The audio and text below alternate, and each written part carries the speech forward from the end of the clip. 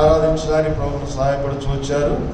ఆరాధనలో భాగంగా ఉన్న పరిశుద్ధమైన బలలో చేయవేయక ముందు, వాక్యాన్ని ధ్యానించక ముందు బైబిల్ చూపించి బైబిల్ పల్లవిని కలిసి పాడతా.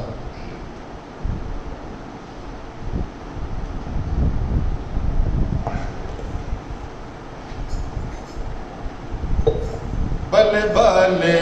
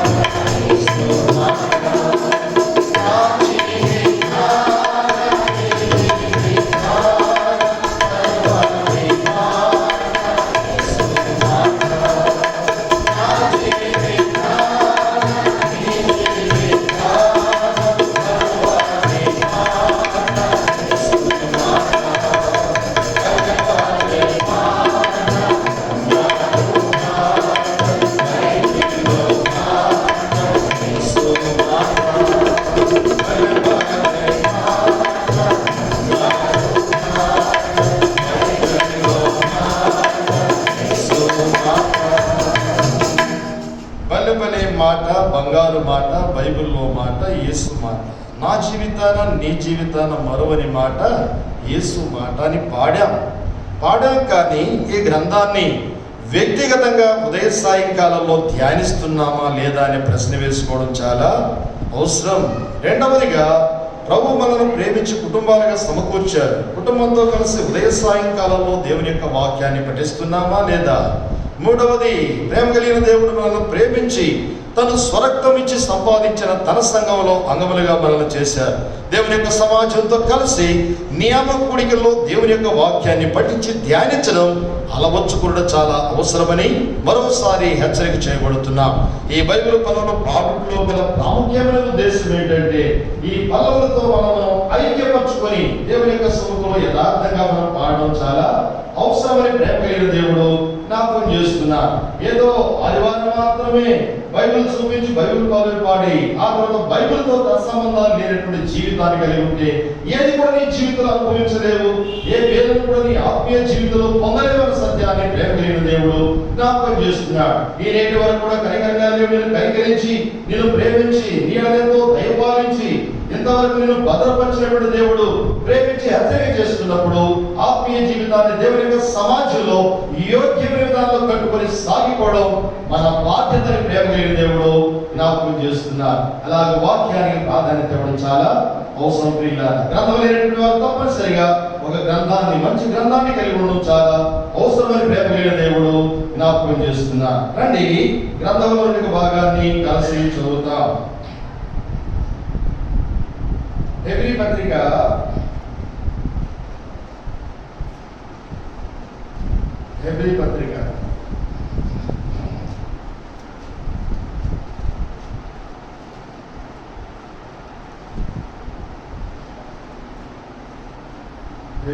4వ అధ్యాయం 11వ వచనాన్ని కలిసి చదువుతాం. హెబ్రీ పత్రిక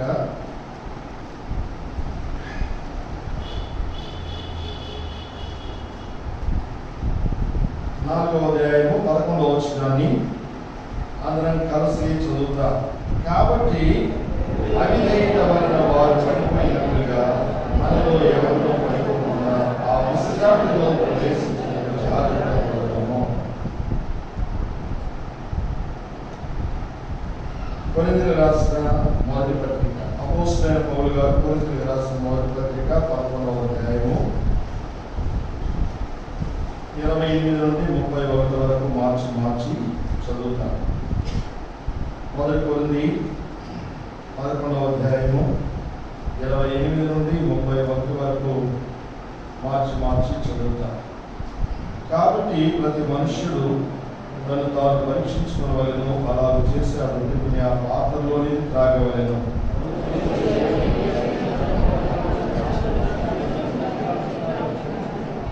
ఇందువల్లనే మీలో అనేకులు బలహీనులు, రోగులైనారు, చాలా మంది నిద్రించున్నారు.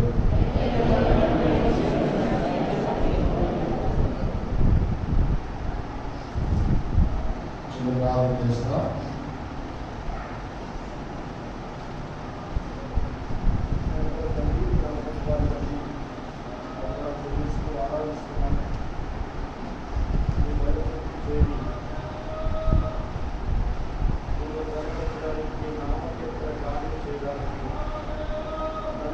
ప్రేమించి తరుణించినదికై స్తోత్రం చెల్లిస్తాను. తండ్రి, పరిశుభ్రమైన బరువు మా మధ్యలో ఉంచి మీ ప్రేమను చూసుకోవాలి.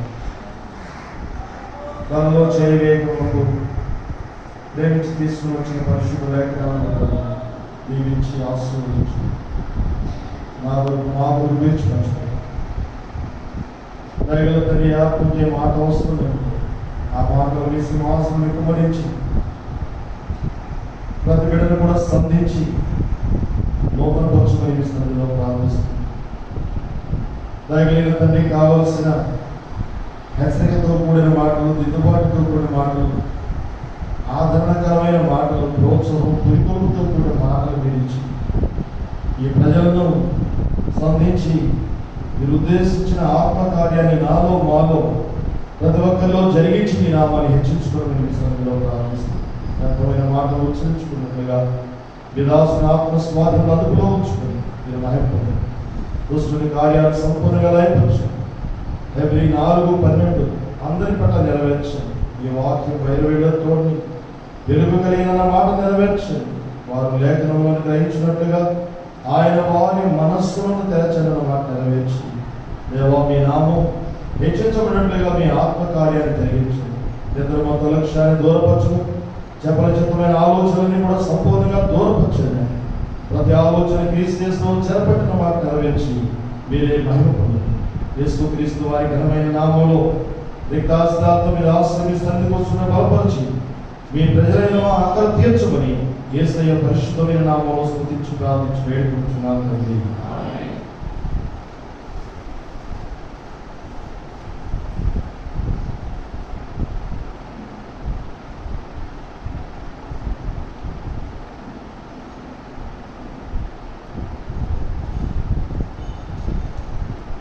చదువుకున్న లేఖనాలు ప్రభు ఆశీర్వదించి మనతో మాట్లాడగాక. యోగ్యమైన విధానంలో పరిశుద్ధం కలలో చేయనట్లుగా ప్రభు మనకు సిద్ధపరచుగా మన మధ్య ఉంచబడిన వల్ల 3 విషయాలు మనకు తేటగా తెలియపరుస్తుంది. 1, ఆయన పరిశుద్ధతను గురించి మాట్లాడుతుంది. 2, ప్రత్యేకమైన జీవితాన్ని గురించి మాట్లాడుతుంది.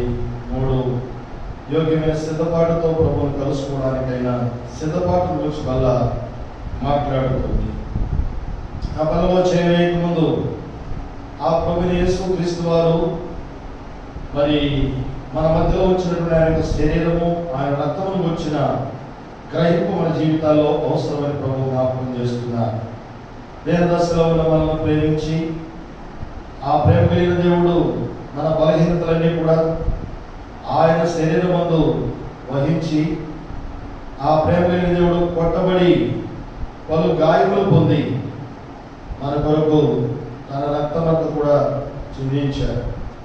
చేర్చబడి ఆయన శరీరంలో వచ్చి వల్ల తెలియపరుస్తుంది.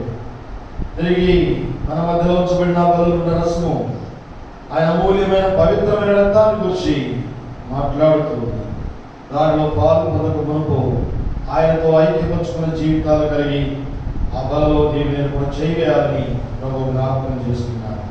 అలాగో కాని ఎడల జరిగే విషయం ఏంటో లేఖనాలు మనం చదువుతున్నాం కానీ చదివే దాన్ని గ్రహించడం చాలా అవసరం. ప్రియులారా, ప్రభు శరీరం అని వివేచింపక తిని త్రాగువాడు తనకు శిక్షా విధి కలుగుటకి తిని త్రాగుచున్నాడు.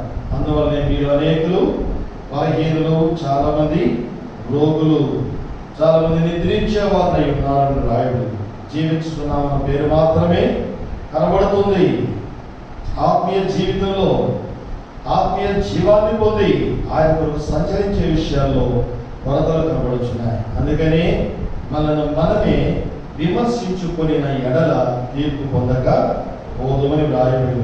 అలా మనల్ని విమర్శించుకోవడానికి ప్రేమ దేవుడు హెచ్చరికగా ఆ పరిశుద్ధ బలను మన మధ్యలో ఉంచారు. అందుకనే నిజంగా దేవుని యొక్క వాక్యంలో నుండి మనకు భాగాన్ని చదివాం. అది హెబ్రీ పత్రిక 4వ అధ్యాయము 11వ వచనం మాట మనం చదివాం. ఏం రాయబడింది అక్కడ?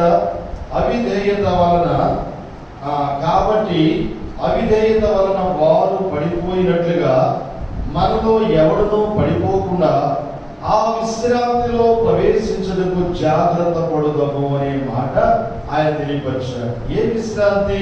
దేవుడు తన ప్రజల కొరకు విశ్రాంతిని సిద్ధపరిచినట్టుగా దేవుని యొక్క వాక్యంలో రాయబడి ఉంది.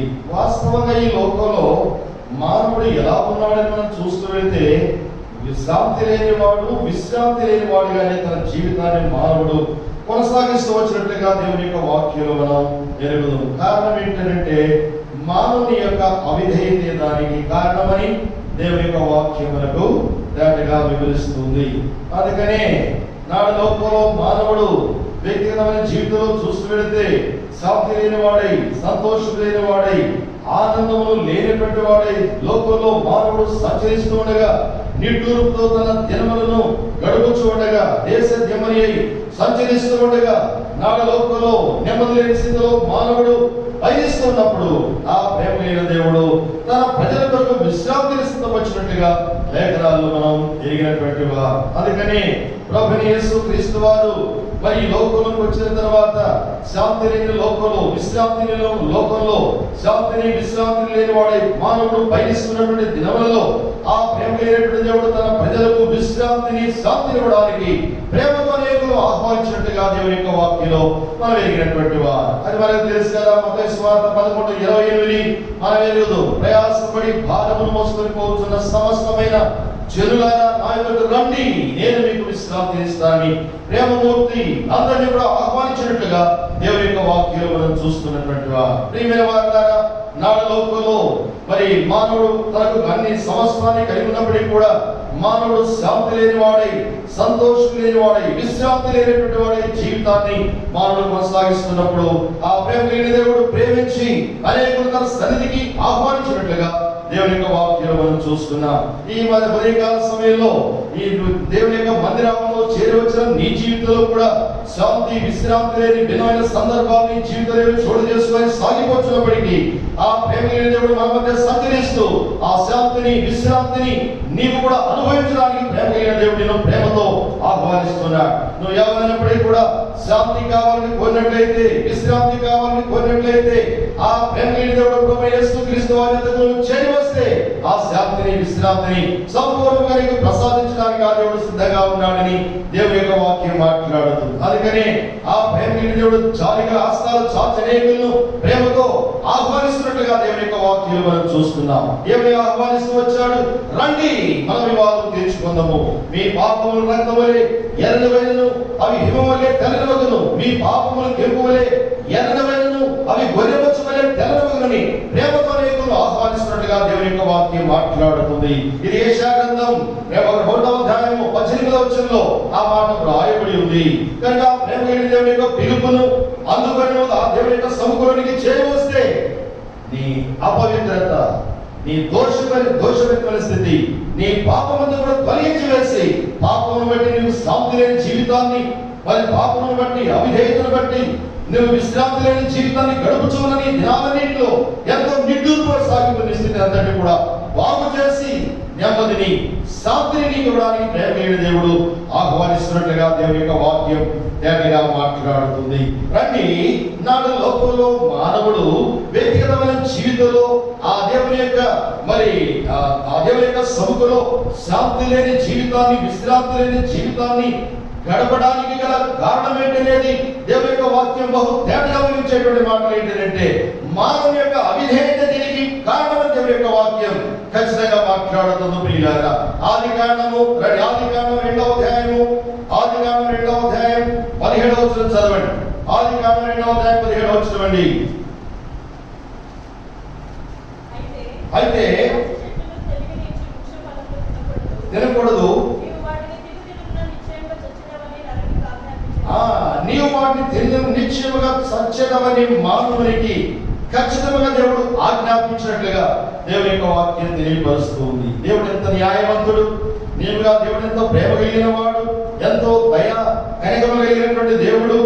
ఆ దేవుడు మానవాళిని సృష్టించి మానవాళి సమస్తాన్ని దేవుడు సిద్ధం చేశాడు. మరి చక్కటి వనాన్ని సిద్ధం చేశాడు, మరి చక్కటి ఫలవృక్షాలు దేవుడు సిద్ధం చేసుకువచ్చాడు. మరి నిత్యము దేవుడు మరి మానవాళితో సహవాసాన్ని చేసేవాడు. అంత మాత్రమే కాదు, మానవాళి దేవుని యొక్క ముఖ దర్శనం చేస్తూ ఆనందించేవాడు. అలాంటి చక్కటి యోగ్యతలో మానవాడిని దేవుడు ఉంచి మానవాళికి చక్కని మాటలు మానవాళితో దేవుడు మాట్లాడినట్లుగా లేఖనాలు మనం వెలిగినటువంటి దేవుడు యెహోవా ఏం చెప్పాడు? ఈ తోట చెట్లలో ప్రతి ఫలవృక్షాన్ని మీరు నిరభ్యంతరముగా తినవచ్చును, కానీ ఆ మధ్యలో ఉన్నటువంటి చెట్టు ఫలమును మీరు భుజించినట్లయితే నిశ్చయముగా మీరు ఏమవుతారట? చచ్చిపోతారని చెప్పారు. దేవునికి న్యాయం ఉందండి? నా న్యాయం ఏమి? ఆ చెట్టు వేయకుంటే బాగుండేది కదా అనేవాడు లేకపోలేదు. అర్థమైందా? అంటే మానవుని యొక్క జ్ఞానం చాలా మరి దేవుని జ్ఞానం కంటే కూడా అతీతమైన జ్ఞానం అని అజ్ఞానంలో ఉండి అనుకుంటుంటాడు మానవుడు. దేవుని యొక్క సముఖంలో చూస్తూ వెళితే చాలా మంది చేసే ప్రశ్న ఏంటంటే, ఒకవేళ చెట్టు ఒకటి వేయకపోతే బాగుండేది కదా, ఏమి అది తినకుండా ఉంటే బాగుండేది కదా అని అనుకోలే. ఎన్ని తినమన్నాడు, ఒక్కటే కదా తిరుగుతుంది, అది ఒక్కటి తినకుండా ఉంటే ఎంత బాగుండేది అని అనుకుంటారా? అట్లా అనుకోరు. అది ఒక్కటే లేకుండా ఉంటే బాగుండేది కదా. దేవుడు కూడా మన దగ్గరికి అన్ని విషయాల్లో మన ఆలోచన ప్రకారం, మన ఉద్దేశం ప్రకారం దేవుడు కూడా మరి మనతోనే, మన ఆలోచన ప్రకారమే, మన ప్రణాళిక ప్రకారమే దేవుడు కూడా రావాలనుకుంటారు. అది సరైనది కాదు. వ్యక్తిగతమైన జీవితంలో క్షేమాన్ని పొందాలనంటే, నువ్వు విశ్రాంతిని పొందాలనంటే, నువ్వు శాంతిని అనుభవించాలనంటే, నిత్యము దేవుని యొక్క ముఖ దర్శనం చేస్తూ ఆనందించాలనంటే, దేవుని యొక్క మాటకు విధేయత చూపించడం అనేది చాలా ప్రాముఖ్యమైన దేవుని యొక్క వాక్యం ఖచ్చితంగా మాట్లాడుతుంది. ప్రియులారా, మానవుడు దేవుని యొక్క మాటకు విధేయత చూపించలేదు కానీ అవిధేయతను చూపించినట్లుగా దేవుని యొక్క వాక్యం తేటగా మాట్లాడుతుంది. ఇప్పుడు దేవుడు చెప్పాడు కదా, రండి 3వ అధ్యాయానికి వచ్చిన తర్వాత మానవాళి దేవుని యొక్క మాటకు విధేయత చూపించాడా అవిధేయత చూపించాడా అనేది దేవుని యొక్క వాక్యంలో తేటగా వ్రాయబడి ఉంది. 3-4 వచనాలు చూడండి. 3వ అధ్యాయం 4 వచనాలు ఆది కాండం. అయితే తోట మధ్య ఉన్న మీరు చావకున్నట్లు వాటిని తినకూడదని, వాటిని ముట్టకూడదని చెప్పిన సర్పముతో అనెను. అందుకు సర్పము, మీరు చావనే చావరు, ఏలనగా మీరు వాటిని తినుదినమున మీ కన్నులు తెరవబడును, మీరు మంచి చెడ్డలు ఎరిగిన వారై ఎలా ఉంటారట? దేవతల వలె ఉందురనియు దేవునికి తెలియదని మీతో స్త్రీతో చెప్పగా. చూడండి, వ్యక్తిగతమైన జీవితంలో దేవుని యొక్క మాటకు మానవుడు విధేయత చూపిస్తాడా, లేక మరి అవిధేయతకు ప్రేరేపించే శక్తి దానికి మానవుడు ప్రాధాన్యత ఇస్తాడా అనే విషయం ఇక్కడ తేటగా కనబడుతుంది. దేవుడు చెప్పాడు కదా. సాతానుడు వచ్చి ఒక మాట అడిగాడు, ఇది నిజమా అని అడిగాడు. ఇది నిజమా అని అడగగానే అప్పుడు మరి ఆ స్త్రీ ఏమంది, ఏంటి అని అడిగి, ఏదైనా తినొద్దని దేవుడు చెప్పాడా అని అంటే, చెప్పి నిజమే, అలా చెట్టు ఫలం మాత్రం దేవుడు తినొద్దని ఖచ్చితంగా చెప్పాడు. ఒకవేళ తింటే మీరు ఏమైపోతారట, చచ్చిపోతారు. ఎవరితో పలికారు ఈ మాటలని? ఎవరితో పలికింది? ఎవరితో? స్త్రీ నోటితో పలికిన మాటలు ఇవన్నీ. ఎవరు చెప్పారు ఈ మాటలు? దేవుడు చెప్పాడు.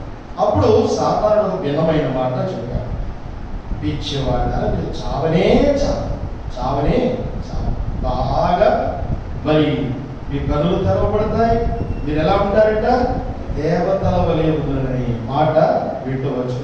కలిగినాడు వ్యక్తిగతంగా మానవ జీవితంలో ఎంత అవిధేయత మానవాడి తమ జీవితానికి సాగిపోతున్నారు అని అంటే అవిధేయతకు ప్రేరేపించే శక్తి ఒకటి ఉంది. ఇది ఎఫెసీ పత్రిక 2వ అధ్యాయంలో ఉంది. దేవుని యొక్క వాక్యాన్ని ఆధారం చేసుకుని చూసి వెళితే అవిధేయతకు ప్రేరేపించే శక్తికి మానవుడు లోపలిపోయాడు. దేవుని యొక్క వాక్యం తేటగా మాట్లాడు. చదువు కూడా వచ్చినాం.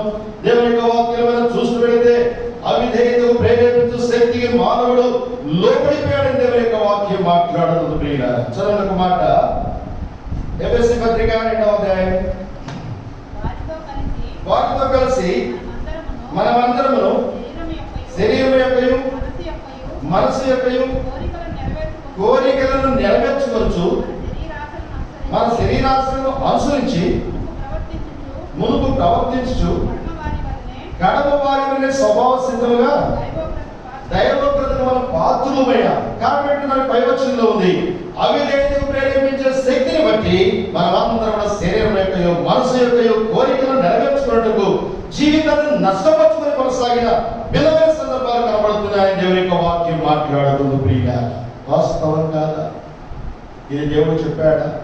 శరీరం యొక్కయో మనసు యొక్కయో కోరికలను నెరవేర్చుకోవడానికి అవిధేయతకు ప్రేరేపించే శక్తికి లోపడి మానవుడు అవిధేయటువంటి కారణాన్ని బట్టి శాంతి లేని వాడై విశ్రాంతి లేని వాడై జీవితాన్ని మానవుడు కొనసాగిస్తున్నట్లుగా దేవుని యొక్క వాక్యం తేటగా మాట్లాడుతుంది. ప్రియుల ఇలాంటి ఘోరమైన దుస్థితిలో మానవుడు తన జీవితాన్ని నష్టపరుచుకుంటూ వచ్చినప్పుడు ఆ ప్రేమ లేనటువంటి దేవుడు తిరిగి అవిధేయతకు ప్రేరేపించే శక్తికి మానవుడు లోనటువంటి వాడై కడకు దేనికి పాత్రుడయ్యాడు అనంటే శరీరం యొక్క మనసు యొక్క కోరికలను నెరవేర్చుకునే ప్రతి వ్యక్తి కూడా మరణపాత్రుడయ్యాడు. దేవుని యొక్క వాక్యం తేటగా మాట్లాడుతుంది.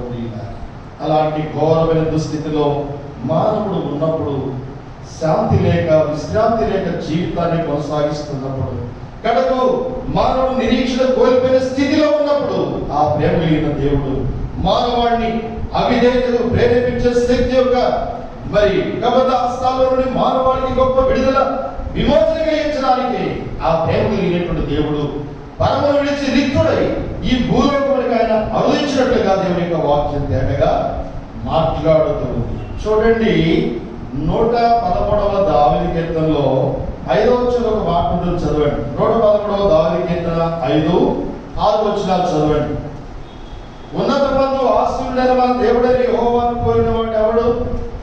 ఆయన భూమి ఆకాశములను వంగి చూడలను అనుగ్రహించిన రాయబడి ఉంది. ఆయన ఉన్నతమందు ఆశీనుడైనటువంటి దేవుడు మరి భూమి ఆకాశాలను వంగి చూచాడట. అనగా భూలోకంలో చూచినప్పుడు మానవులు ఎలా ఉన్నారంటే మానవులందరూ కూడా ఏమైపోయారట, చెడిపోయారు. దేవుని యొక్క వాక్యం అది తెలియపరుస్తూ ఉంది. ఆయన భూమి ఆకాశాలను చూచినప్పుడు ఎలా ఉన్నారంటే మానవులందరూ కూడా చెడిపోయారని దేవుని యొక్క వాక్యం మాట్లాడుతుంది. అదే ఆది కాండము 6వ అధ్యాయం 11వ వచనం 9, 10, 11 వచనాలు మనం చూస్తూ వెళితే ఆ ప్రేమ కలిగిన దేవుడు భూలోకాన్ని చూస్తే చెడిపోయి ఉందని దేవుని యొక్క వాక్యం మాట్లాడుతుంది. అలాంటి ఘోరమైన దుస్థితిలో మానవుడు తన జీవితాన్ని నష్టపరుచుకొని శాంతి లేని వాడై విశ్రాంతి లేని వాడై జీవితాన్ని నష్టపరుచుకొని మానవుడు కొనసాగినట్టుగా దేవుని యొక్క వాక్యం మాట్లాడుతుంది. అలాంటి దీన దశలో మానవుడు ఉన్నప్పుడు తిరిగి మానవాళి నిమిత్తమై ఆ ప్రేమ కలిగిన దేవుడు మానవాళిని అలాంటి దీనదశ నుండి విమోచించిన కొరకు ఆయన ఈ భూలోకానికి ఆయన అవధించినట్లుగా దేవుని యొక్క వాక్యం మాట్లాడుతుంది. ఆది మానవుడు అవిధేయత వలన మానవుడు దేనిని సమకూర్చుకుంటూ వచ్చాడు? మానవుని యొక్క అవిధేయతను బట్టి మానవుడు జీవాన్ని కాదు కానీ కడకు మరణాన్ని మానవుడు సమకూర్చుకున్నట్లుగా దేవుని యొక్క వాక్యము తెలియపరుస్తూ ఉంది. కింద దినమున నిశ్చయముగా మీరు చచ్చిపోదని చెప్పిన మాట వారు మీరారు కనుక ఇప్పుడు మానవాడికి సంప్రాప్తమైనది మరణమేన దేవుని యొక్క వాక్యం తేటగా మాట్లాడుతుంది. ప్రియులారా, ఇప్పుడు మానవాళికి శాంతి లేదు, విశ్రాంతి లేదు. హెబ్రీ పత్రిక 2వ అధ్యాయం 14వ వచనంలో రాయబడి ఉంది.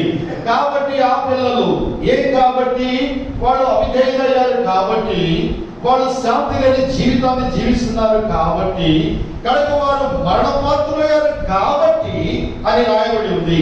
కాబట్టి ఆ పిల్లలు రక్తమాంసలు గలవారైనందున ఆ ప్రకారమే మరణం యొక్క బలం గలవారిని అనగా అపవాదిని మరణం ద్వారా నశింపు చేయుటకు జీవిత కాలమంతయు మరణ భయములకు చేత దాస్యములకు లోబడిన వారిని విడిపించుటకు ఆయన రక్త మాంసములలో పాలివాడాయని రాయబడి ఉంది. ఆ ప్రేమ లేని దేవుడు రిక్తుడై ఈ భూలోకమును కరుదించి సర్వలోక మానవాళిగా మరణ స్థితి నుండి మానవాళికి విడుదల కలిగించడానికి, శాంతి లేని లోకంలో విశ్రాంతి లేని జీవితానికి కలిగిన మానవాళికి విశ్రాంతి ఇవ్వడానికి ఆ ప్రేమమూర్తి రక్త మాంసంలో పాలివాడినటువంటి దేవాతి దేవుడు అలాంటి ఘోరమైన దుస్థితి నుండి మానవాళికి విడుదల విమోచన కలిగించడానికి ఆ క్రూరమైన శిలువను ఆయన ఎక్కినట్లుగా రాయబడి ఉంది. ఆ ప్రేమ లేని దేవుడు మానవాడిని ప్రేమించిన కారణాన్ని బట్టి ఆ ప్రియమైన దేవుడు క్రూరమైన శిలువలో ఆయన గొప్ప బలియాగాన్ని గావించినట్లుగా దేవుని యొక్క వాక్యం తేటగా మాట్లాడుతుంది. మానవుని యొక్క అవిధేయతను బట్టి ఆ ప్రేమ లేని దేవుడు మానవాళి యొక్క శిక్ష నుండి మానవాళికి విడుదల కలిగించడానికి ఆ ప్రియమైన కుమారుడు కలవరి శిలువకు అప్పగించుకున్నట్లుగా లేఖనాలు మాట్లాడుతున్నాయి. ఎఫెసీ పత్రిక 5:2 మొదటి 2 వచనాలు మనం చూస్తున్నట్లయితే కాబట్టి ఆ పిల్లలు కాగా మీరు ప్రియులైన పిల్లల వలె దేవుని పోలి నడుచుకున్నట్లు క్రీస్తు మిమ్మల్ని ప్రేమించి పరిమళ వాసనగా ఉంటకు మీ నిమిత్తము తను తాను దేవునికి బలిగాను అర్పణగాను అర్పించుకున్నట్లుగా రాయబడి ఉంది. ఇదంతా ఎందుకు చేశాడు? తండ్రికి విధేయత చూపించాడు ఆ ప్రేమ లేనటువంటి దేవుడు. దీనికి ఉదాహరణగా దేవుని యొక్క వాక్యంలో మాట మనం తీసుకుంటే దగ్గర ఆదికాండము 22వ అధ్యాయంలో ఒక వ్యక్తి విధేయతను మనం అక్కడ చూడగలం. ప్రియులారా, ఎవరా వ్యక్తి? అబ్రహాము కుమారుడైన ఇస్సాకు. అక్కడ బలిపీఠాన్ని కట్టాడు తండ్రి. మరి తిరిగి కట్టెలకు తీసుకున్నాడు, దాని మీద పేర్చాడు. మరి ఇస్సాకు అడిగాడు, నాయన ఏది బలిపశు అంటే కుమారుడు యెహోవాయే చూచుకుంటూనే మాట తెలియపరుస్తూ వచ్చాడు. అది మాత్రమే కాదు ప్రియులారా, ఇస్సాకు కాడు చేతిలో కట్టి బలిపీఠం మీద పెట్టి ఖడ్గము తీసుకొని వధించబడినటువంటి మరి అబ్రహాము అదే మోరియా దేవుని యొక్క సముఖంలో ఈనాడు దయగలిగిన దేవుడు నేను ప్రేమించి నేరుతమై ఆ కలవరి శిలువలో గొప్ప బలియాగాన్ని ఇస్సాకు ఎలాగో తాను అర్పించుకుంటూ వచ్చాడు. కేవలం అది నీ పాపం కొరకు, నీ అవిధేయత కొరకు, నీ అపవిత్రమైనటువంటి జీవితం, నువ్వు శాంతి విశ్రాంతి లేని నెమ్మదైన జీవితానికి సాగిపోతున్న నీ స్థితిని బాగు చేయడానికి మోరియా పర్వతం మీద మరి గొప్ప బలియాగాన్ని గావించిన ఇస్సాకు ఆయనే ప్రభు యేసుక్రీస్తు. శిలువలో వేలాడుచున్న యోగ్యమైనటువంటి గొర్రెపిల్ల ఆ ప్రభు యేసుక్రీస్తు వారి గొప్ప బలియాగం ద్వారా గొప్ప విడుదల విమోచన కలిగించడానికి, శాంతిని సంతోషాన్ని ఇవ్వడానికి ఆ ఒకగానొక కుమారుడు విధేయత చూపించినట్లుగా ఆ ప్రభు యేసుక్రీస్తు వారు నీ కొరకు విధేయత చూపించి నువ్వు తిరిగి జీవించినట్లుగా ఆయన గొప్ప బలియాగాన్ని నీ పక్షాన గావించాడు. ఈ సత్యాన్ని నీ జీవితంలో గుర్తిస్తే, ఇప్పుడైనా ఆ కుమారునికి నువ్వు విధేయత చూపిస్తే ఉగ్రత నుండి నువ్వు తప్పించబడతావని దేవుని యొక్క వాక్యము తేటగా మాట్లాడదు. కుమారునికి విధేయత చూపని వాడి మీద ఏముంటుందట? ఉగ్రత నిలిచి ఉంది. 23వ ఈ మాట రాయబడి ఉంది, కుమారునికి విధేయత చూపించు, ఉగ్రత నుండి తప్పించబడతావని దేవుని యొక్క వాక్యం తేటగా మాట్లాడుతుంది. ప్రియులారా, ఆ ప్రేమమూర్తి కలవరి శిలువలో గావించిన ఆ గొప్ప బలియాగం ద్వారా నీవు నేను కూడా శాంతిని విశ్రాంతిని పొందడానికి ఆ ప్రేమ లేనటువంటి దేవుడే గొప్ప బలియాగాన్ని గావించినట్లుగా దేవుని యొక్క వాక్యం తేటగా మాట్లాడుతూ ఉంది. ఈ మాటను ఆధారం చేసుకొని యోహాను సువార్త 5వ అధ్యాయము 24వ వచనంలో ఒక మాట రాయబడి ఉంది. చదవండి. యోహాను సువార్త 5:24. నా మాట విని నన్ను పంపిన వాని యందు విశ్వాసముంచువాడు నిత్య జీవం గలవాడు, వాడు తీర్పులోనికి రాక మరణములో నుండి జీవములోనికి దాటి ఉన్నాడు. ప్రియమైన వారులారా, ఈ మధ్యాహ్న కాల సమయంలో బలైన వెళ్ళక మునుపు ఇంకా వ్యక్తిగతంగా ఈ జీవితంలో మరణం నీ మీద ఏలుబడి చేస్తూ నెమ్మది లేని జీవితాన్ని కలిగి, శాంతి లేని జీవితాన్ని కలిగి, విశ్రాంతి లేని జీవితాన్ని కలిగి నాన్న లోకంలో నిండుకు వెళుతూ ఉన్నావేమో. అయితే నిన్ను ప్రేమించిన ప్రేమమైంది మోరియా పర్వతం మీద ఆనాడు ఇస్సాకు ఎలాగో బలియాగాన్ని గావించాడు. గొల్గొతనేటువంటి ఆ కొండ మీద ప్రభువు యేసు క్రీస్తు వారు నీ కొరకు గొప్ప బలియాగాన్ని గావించి కేవలం నీ విడుదల, నీ విమోచన, నీ పాప శిక్ష నుండి గొప్ప విడుదల, నీ అవిధేయతలను మరణానికి గురైపోయినప్పుడు ఆ ప్రేమ మూర్తి విధేయత చూపిన వాడై మరణమును నీ ఆత్మను విమోచించడానికి, శాంతిని సంతోషాన్ని నీకు ఇవ్వడానికి, నీ నిద్రపోని గొప్ప విడుదల ఇవ్వడానికి ఆ ప్రేమమూర్తి కల్వరి శిలువలో ప్రేలాడాడన్న సత్యాన్ని గుర్తిస్తే ఆయన మాట విని నువ్వు విధేయత చూపించి ఆయన విశ్వాసం ఉంచినట్లయితే ఇప్పుడు మరణంలో నుండి ఎక్కడికట జీవంలోని కార్యాన్ని తీసుకొని రావడానికి ఇష్టపడుచున్నాడు. ఇక్కడ ఎవరైనా నీ వ్యక్తిగతమైన జీవితం ఇంకా పాపభరితమైన జీవితాన్ని కలిగి శరీరం యొక్క మనసు యొక్క కోరికలని నెరవేర్చుకోవచ్చు, స్వభావస్థగా దైవగతుగా పాత్రలు దీనదశలో ఉంటే ఆ దయగలిగిన దేవుడు నీ నిమిత్తమే కల్వరిలో గొప్ప బలియాగాన్ని కావించాడన్న సత్యాన్ని గుర్తించి ఆయనను విధేయత చూపిస్తే ఇప్పుడే నిన్ను స్వతంత్రుడిగా చేస్తాడా దేవుడు. కుమారునికి విధేయుడు అయితే నువ్వు స్వతంత్రుడివే. ప్రేమ లాంటి ఘోరమైన దుస్థితి నుండి గొప్ప విడుదల నీకు నాకు కలిగించడానికి ఆ గొప్ప బలియాగాన్ని ఆ ప్రేమ కలిగిన దేవుడు ప్రభువు యేసు క్రీస్తు వారు కల్వరిలో చెల్లించి జీవాహారముగా, జీవపానీయంగా ఆ పరిశుద్ధమైన బలను మన కొరకు దేవుడు సిద్ధం చేశాడు. యోహాను సువార్త 6వ అధ్యాయం 35వ వచనం చదవండి. యోహాను సువార్త 6:35. యోహాను సువార్త 6:35. అందుకు యేసు వారితో ఇట్లనెను, జీవాహారం నేనే, ఏమాత్రం ఆకలి కొనడు, ఆయన విశ్వాసం ఉంచువాడు ఎప్పుడు తప్పికొనడు. ప్రేమ కలిగిన దేవుడు మాట్లాడుచున్నాడు. ఆయన శరీరము, ఆయన రక్తమును గూర్చి జీవాహారం నేనే, జీవ పానీయము నేనే మాట ఆయన తెలియపరుస్తూ వచ్చాడు. అదే అధ్యాయము 50వ వచనం చూడండి. అదే అధ్యాయం 50వ వచనం అండి.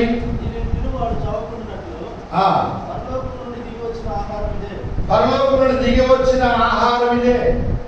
దానికి పై వచనం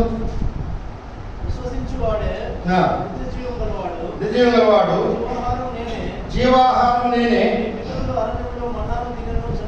చనిపోయి దీనిని తినువాడు చావుకున్నట్లు పరలోకం నుండి దిగి వచ్చిన ఆహారం ఇదే. 55వ వచనం, నా శరీరము నిజమైన ఆహారము, నా రక్తము నిజమైన పానీయము, దాని మీద త్రాగితే దాని మీద మీరు జీవగలవారనే మాట తెలియపరుస్తూ వచ్చాడు.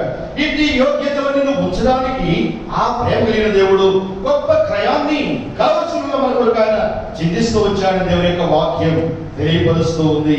ఆనాడు ఆ మానవుని యొక్క అవిధేయతను బట్టి ఏది దేవుడు తినవద్దని చెప్పాడు దాన్ని తిని మానవుడు దేనికి గురైపోయాడు?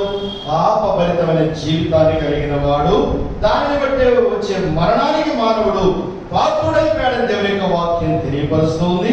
అందుకనే అలాంటి దుర్గతిలోని మానవానికి విడుదల కలిగించడానికి ఒకగానొక కుమారుడు, ఆ ఒకని విధేయతే అనేకులు నీతిని పొందడానికి కారణమైందని దేవుని యొక్క వాక్యం తెలియపరుస్తూ ఉంది. ఇది రోమాపత్రిక 5వ అధ్యాయం 18 లేక 19 వచనాల్లో మనం చూస్తూ వెళితే ఒకని అవిధేయత వలన అనేకులు ఎలాగో పాపభరితమైన స్థితిని కలిగి మరణానికి గురైపోయారో, అలాగే ఒకని విధేయత వలన అనేకులు జీవంలోనికి నీతిని కలిగి సాగిపోవడానికి కారణమైందని దేవుని యొక్క వాక్యం తేటగా మాట్లాడుతుంది. విధేయత కలిగిన ప్రభువు యేసు క్రీస్తు వారి వైపు చూస్తే గొప్ప రక్షణ ఆ దేవుడు నీకు ఇవ్వడానికి ఇష్టపడుచున్నాడు. నీ అపవిత్రమైన స్థితిని, మరి నీ శరీరం యొక్క మనస్సు యొక్క కోరికలను నెరవేర్చుకోవచ్చు. నాడు లోకంలో నెమ్మది లేని స్థితి కలిగి సాగిపోవచ్చున్నా నీ దీనస్థితిని చూచిన దేవుడే నీ కొరకు గొప్ప బలియాగాన్ని కావించి నీ ఆయన రెండు చేతులు చాపి నిన్ను పిలుస్తున్నాడు. రండి మన వివాదము తీర్చుకుందాం. ఎప్పుడైనా తగ్గించుకొని దీనత్వాన్ని కలిగి ఆ వేలాడుతున్న యేసు క్రీస్తు వారి వైపు, జీవ కలిగిన దేవుని వైపును చూచి నీ అపవిత్రమైన స్థితిని పడవేసుకొని క్షమాపణ కోరుకుంటే ఇప్పుడే మరణములో నిన్ను జీవములోనికి, అశాంతిలో నుండి శాంతిలోనికి తీసుకొని రావడానికి దేవుడు ఇష్టపడుచున్నాడు. మొదటిది. రెండవదిగా వ్యక్తిగతంగా ఆత్మీయ జీవితంలో నీవు నేను కూడా మరి విధేయత కలిగి ఆ దేవుని యొక్క ఉద్దేశాన్ని నెరవేర్చడానికి ఆ ప్రేమ కలిగిన దేవుడు ఈ భాగాన్ని మన ముందుకు తీసుకుని వచ్చాడు. రండి, హెబ్రీ పత్రిక 4వ అధ్యాయం 11వ వచనాన్ని మనం చదవండి. ఎవరైనా హెబ్రీ 4:11. కాబట్టి అవిధేయత వలన వారు పడిపోయినట్లుగా మనలో ఎవడును పడిపోకుండా ఆ విశ్రాంతిలో ప్రవేశించడానికి జాగ్రత్త పడుదామని రాయబడి ఉంది.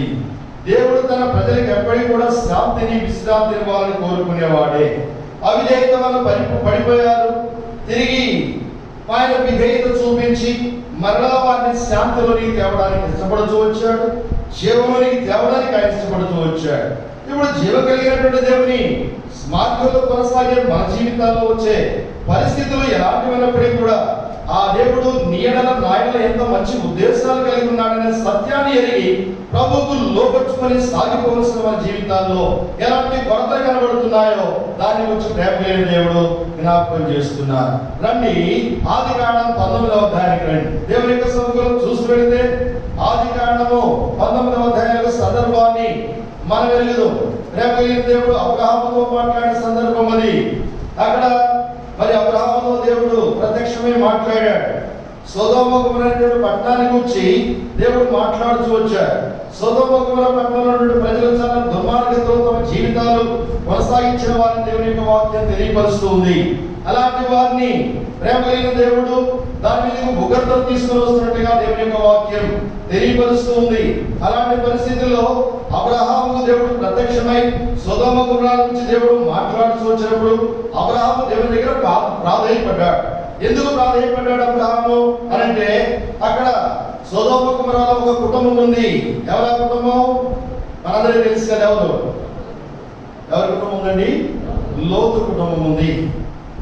ఆదికాండం 13వ అధ్యాయంలో మరి అబ్రహాము లోతు వేరైపోయిన తర్వాత ప్రేమ కలిగిన దేవుడు మరి అబ్రహామును సంధించినప్పుడు, అబ్రహామును దర్శించినప్పుడు అబ్రహాము ఒక మాట చెప్పాడు లోతుతో, నువ్వు ఏ ప్రదేశానికి వెళితే మరి ముందే కోరుకోమని చెప్తే తను కోరుకున్నాడు. మరి లోతు కోరుకున్న పట్టణం ఏంటంట? సొదొమ గొమొర్రా పట్టణాన్ని కోరుకుంటూ వచ్చాడు. అలాంటి ప్రదేశంలో తను ఉన్నప్పుడు వారి నిమిత్తం విజ్ఞాపన చేస్తున్న అబ్రహాము వ్యక్తిగతంగా అబ్రహాము గురించి ఒక మాట, నీతి కలిగిన మాట మనం నేర్చుకోవచ్చు. ఇప్పుడు లోతు కుటుంబం సొదొమ గొమొర్రాలో ఉన్నప్పుడు పోతే పోనీలే వాడు అక్కడే పోయినాడని అబ్రహాము ఊరుకోలేదు. ఏం చేశాడు అబ్రహాము? ఏం చేశాడు? విజ్ఞాపన చేయడం ప్రారంభిస్తూ వచ్చాడు. అది రుజువుంది దేవుని యొక్క వాక్యంలో. మనం చూసుకుని దేవునికి విజ్ఞాపన చేశాడు. ప్రభువా, ఆ పట్టణంలో ఒకవేళ ఏంటి మరి 100 మంది ఉంటే కాపాడుతావా అని దేవుని దగ్గర గోజాడాడు. కాపాడుతాను పో అన్నాడు. 50 మంది ఉంటే కాపాడుతావా? కాపాడుతాను పో అన్నాడు. ప్రభు దగ్గర నేను ఇంకొకసారి మనం చేస్తానన్నాడు. ఎంతగా ప్రాధేయపడ్డాడో అబ్రహాము. తిరిగి దేవుని సముఖంలో చూస్తూ పెడితే అంతగా ప్రాధేయపడితే కడకు 10 మంది ఉన్నా కాపాడతారని దేవుడు తెలియపరుస్తూ వచ్చాడు. అంటే అబ్రహాముకున్న బాధ్యత ఏంటంటే దేవుని యొక్క ప్రజలు ఎంతో భిన్నమైన పరిస్థితుల్లో ఉన్నప్పటికీ కూడా వారి కొరకు విజ్ఞాపన చేసే యోగ్యమైన జీవితాన్ని కలిగినటువంటి వాడిగా అబ్రహాము ఇక్కడ కనబడుతున్నాడు. సందర్భాన్ని బట్టి మాట చెప్తున్నా. సరే, ఇక్కడ లోతు కొరకు ఎంతో విజ్ఞాపన చేశాడు అబ్రహాము. ఇంకా దేవుడు ఎంత నమ్మదగిన వాడు. మన కొన్నిసార్లు భిన్నమైన విధాల్లో మన జీవితాల్లో మన ఆలోచన ప్రకారం కొన్నిసార్లు మనం వెళుచు వచ్చిన మన కొరకు ప్రార్థన చేసే వారిని దేవుడు మన కొరకు సిద్ధం చేసి ఉంచాడు. ఇది మనకు తెలియదు, చాలా మంది మనం గుర్తించలేము కూడా. అనేక సందర్భాల్లో మన కొరకు ఎంతమంది ప్రార్థన చేస్తున్నారో అనేది మనకు తెలియదు. అలా దేవుడు నీ కొరకు పెట్టాడు, నిన్ను ప్రేమించి నీ దేవుడికి ఒక ప్రణాళిక ఉంది, అది నెరవేర్చడానికి దేవుడి గొప్ప ఏర్పాటు చేస్తూ వచ్చాడు.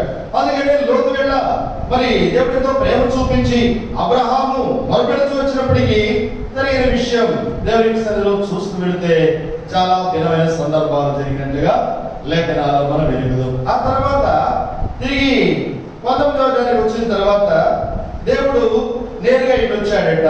ఇటు వచ్చి మరి లోతు కుటుంబం దగ్గరికి వచ్చినప్పుడు లోతు ఎక్కడ ఉన్నాడని రాయడం చూడండి.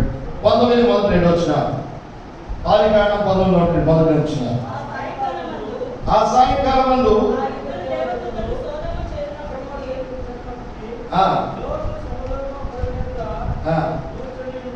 సొదొమ గవిని యొక్క కూర్చుని ఉన్నట్లుగా రాయబడి ఉంది.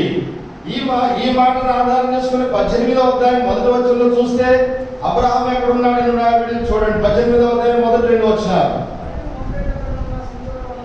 మందిర దగ్గర ఉన్న సింధూర వృక్షంలో అబ్రహాము ఎండవేళ గుడారము ద్వారమున కనిపెట్టుకుని కూర్చున్నటువంటి వాడు అబ్రహాము. పెద్దలు చాలా వ్యత్యాసం కనబడుతుందో ప్రియులారా. దేవుని యొక్క సముఖంలో చూస్తూ వెళితే అబ్రహాము గడప యొక్క అనుదినమున గడపలతని దేవుడు అంటాడు. సామెతల గ్రంథంలో ఉన్న మాట. దేవుని యొక్క సముఖంలో చూస్తూ వెళితే అనుదినము ఆయన గడప యొక్క కాపెట్టుకుని కూర్చున్నటువంటి వాడు అబ్రహాము. గుడారంలో నీవుగా ఆత్మీయ జీవితంలో ఇది చాలా అవసరమైనది.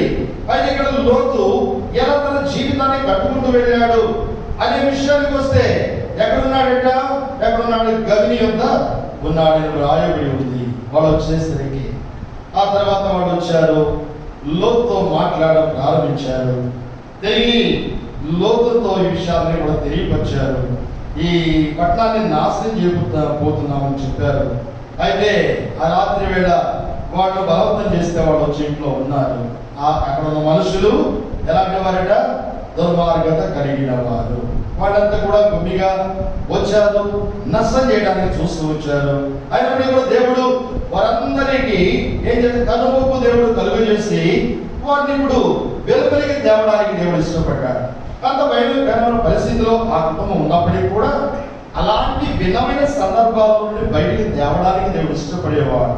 కొన్నిసార్లు మన ఆత్మీయ జీవితంలో మనకు తెలియకుండానే మనం అవిధేయతల జీవితాన్ని నష్టపరుచుకొని మరి ఇష్టమైన దాంట్లో కొనసాగినప్పటికీ కూడా దేవుడు కొన్నిసార్లు మన పక్షాన్ని సహాయం చేస్తాడు. ప్రార్థన చేసిన వారిని ప్రార్థన చేస్తున్నారు.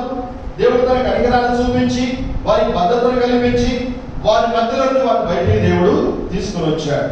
నేను షార్ట్ గా చెప్తున్నా. తిరిగి కిందకి రండి. కిందకి వచ్చిన తర్వాత 16వ వచనం చూడండి. 19వ అధ్యాయం 16వ వచనం చూడండి.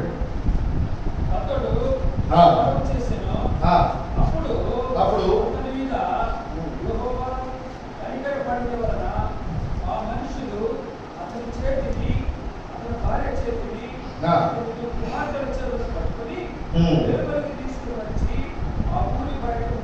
దేవుడు ఏం చేశాడట? దేవుడు వారి మీద కనికర పడుట వలన ఇంతవరకు దేవుడు తన కనికరాన్ని నీ మీద ఉంచాడు. అది నీ జీవితంలో గుర్తించి ఎక్కడ కొన్నిసార్లు అవిధేయతలో మన జీవితాలు నష్టపరుచుకొని కొనసాగుతున్నప్పటికీ కూడా ప్రేమ కలిగిన దేవుడు నీ తన కనికరాన్ని చూపించి వాటిని చేయబట్టుకుని వెలుపలికి తీసుకొని రావడానికి ఆ దేవుడు ఇష్టపడుతున్న వాడి దేవుని యొక్క వాక్యం తేటగా వివరిస్తుంది. కొంచెం కింద చదవండి. అదే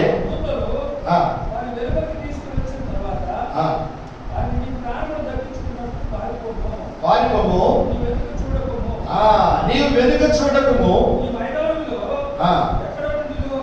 ఎక్కడ నిలవక నీవు నశించిపోకుండా ఆ పర్వతములకు పారిపోమని దేవుడు సెలవిచ్చాను. చూడండి, దేవుడు ఎప్పుడు కూడా తన ప్రజలు ఆత్మీయంగా ఉన్నతమైన స్థానంలో ఉండడమే దేవుని యొక్క ఔన్నతమైన ఉద్దేశం. ప్రియులారా, మనం కూడా చాలా పర్యాయాలు మన బిడ్డలు మనకి ఇచ్చినటువంటి బిడ్డలు లేక మన కుటుంబాలు ఉన్నతమైన స్థానంలో ఉండాలని, ఏదో ఒక స్థాయిలోనికి రావాలని ఆలోచిస్తూ ఉంటారు. దానికంటే కూడా ఆ ప్రేమ కలిగినటువంటి దేవుడు ఎంత మంచి ఆలోచన మన ఏళ్ళ కలిగినటువంటి వాటిని సత్యాన్ని లేఖనాలు వివరిస్తున్నాయి. దేవుడు చెప్పినటువంటి మాట మీరు ఆ పర్వతములకు వెళ్ళమన్నాడు. అదే దేవుని యొక్క సముఖంలో చూస్తూ వెళితే అది మోరియా పర్వతం అని అనుకుందాం. వ్యక్తిగతమైన జీవితంలో నీవు నేను కూడా పర్వతంలోనికి రావడం అనేది, ఒక వ్యక్తి ఆత్మీయ ఉన్నతమైన స్థాయిలోనికి రావడమే దేవుని యొక్క ఉద్దేశం. ప్రియుల దైవజన భక్సింగ్ గారు రాశారు 40 ఏంటంట పర్వత శిఖరములు. దేవుని యొక్క సముఖంలో చూస్తూ వెళితే ఒక వ్యక్తి ఆత్మీయంగా ఉన్నతమైనటువంటి స్థాయిలో ఉండడమే దేవుని యొక్క ఉద్దేశం. లోటు లాంటి విధమైన స్థితిలో ఉన్నప్పటికీ కూడా ప్రేమ లేని దేవుడు లోటును ఉన్నతమైన స్థానంలో తేవడానికి దేవుడు ఇష్టపడి వెలుపలికి తీసుకొని వచ్చి ఇప్పుడు మాట్లాడుచున్నాడు. ఆ పర్వతంలోకి వెళ్ళు అంటే లోతు ఏం చెప్పాడు? తర్వాత భాగం చదవండి. ఇదిగో నీ కటాక్షం నీ దాసుని మీద వచ్చినది, నా ప్రాణం దక్కించవలన నీ కృపను ఘనపరిచితివి, నేను ఆ పర్వతములకు తప్పించుకొని పోలేను. చూడండి ఏం చెప్తున్నాడు ఇప్పుడు? ఎవరికి చెప్తున్నాడు చెప్పండి? ఎవరికి? దేవుని కనపరుస్తూనే ఉన్నాడు. మనకు కూడా చాలా పర్యాయాలు దేవుని కనపరిచేవాడు, దేవుని కృపను కనపరిచేవాడు, దేవుని కృపను కనపరిచినటువంటి వాడు, దేవుడు తన చూపినటువంటి కనికరాన్ని గురించి మరి ఎంతో గొప్పగా మాట్లాడినటువంటి వ్యక్తి పలుకుతున్న మాటలు ఏంటంటే, నేను ఆ పర్వతములకు తప్పించుకొని పోలేనయ్యా, ఒకవేళ నేను పోతే చచ్చిపోదునేమో. చాలా పర్యాలు మనకి ఎన్నో అనుమానాలు, చచ్చిపోతామేమో అని అనుమానం. చచ్చిపోతామేమో అని అనుమానపడేదానికంటే చావు నుండి బ్రతికించే దేవుని మీద ఆధారపడడం చాలా అవసరం. తీరా విశ్వాస జీవితంలో దేవుడిని ఉన్నతమైన స్థానంలో ఉంచాలని దేవుడు కోరుతూ ఉంటే, చచ్చిపోతానేమో అనుకుంటే ఎలాగండి? నాకు కరోనా వచ్చి మరి నేను హాస్పిటల్లో అడ్మిట్ అయ్యాను. ఎలాంటి పరిస్థితులు అంటే శాస్త్రేషన్ పడిపోయింది, పూర్తిగా 70 వచ్చేసింది. దిగి ఆ పరిస్థితిలో హాస్పిటల్లో చేర్చుకోమని చెప్పారు. వెళ్ళిపోమంటే నేను ఒకటే అంతవరకు నిమిషాలకి నేను నడుస్తాను బాగానే.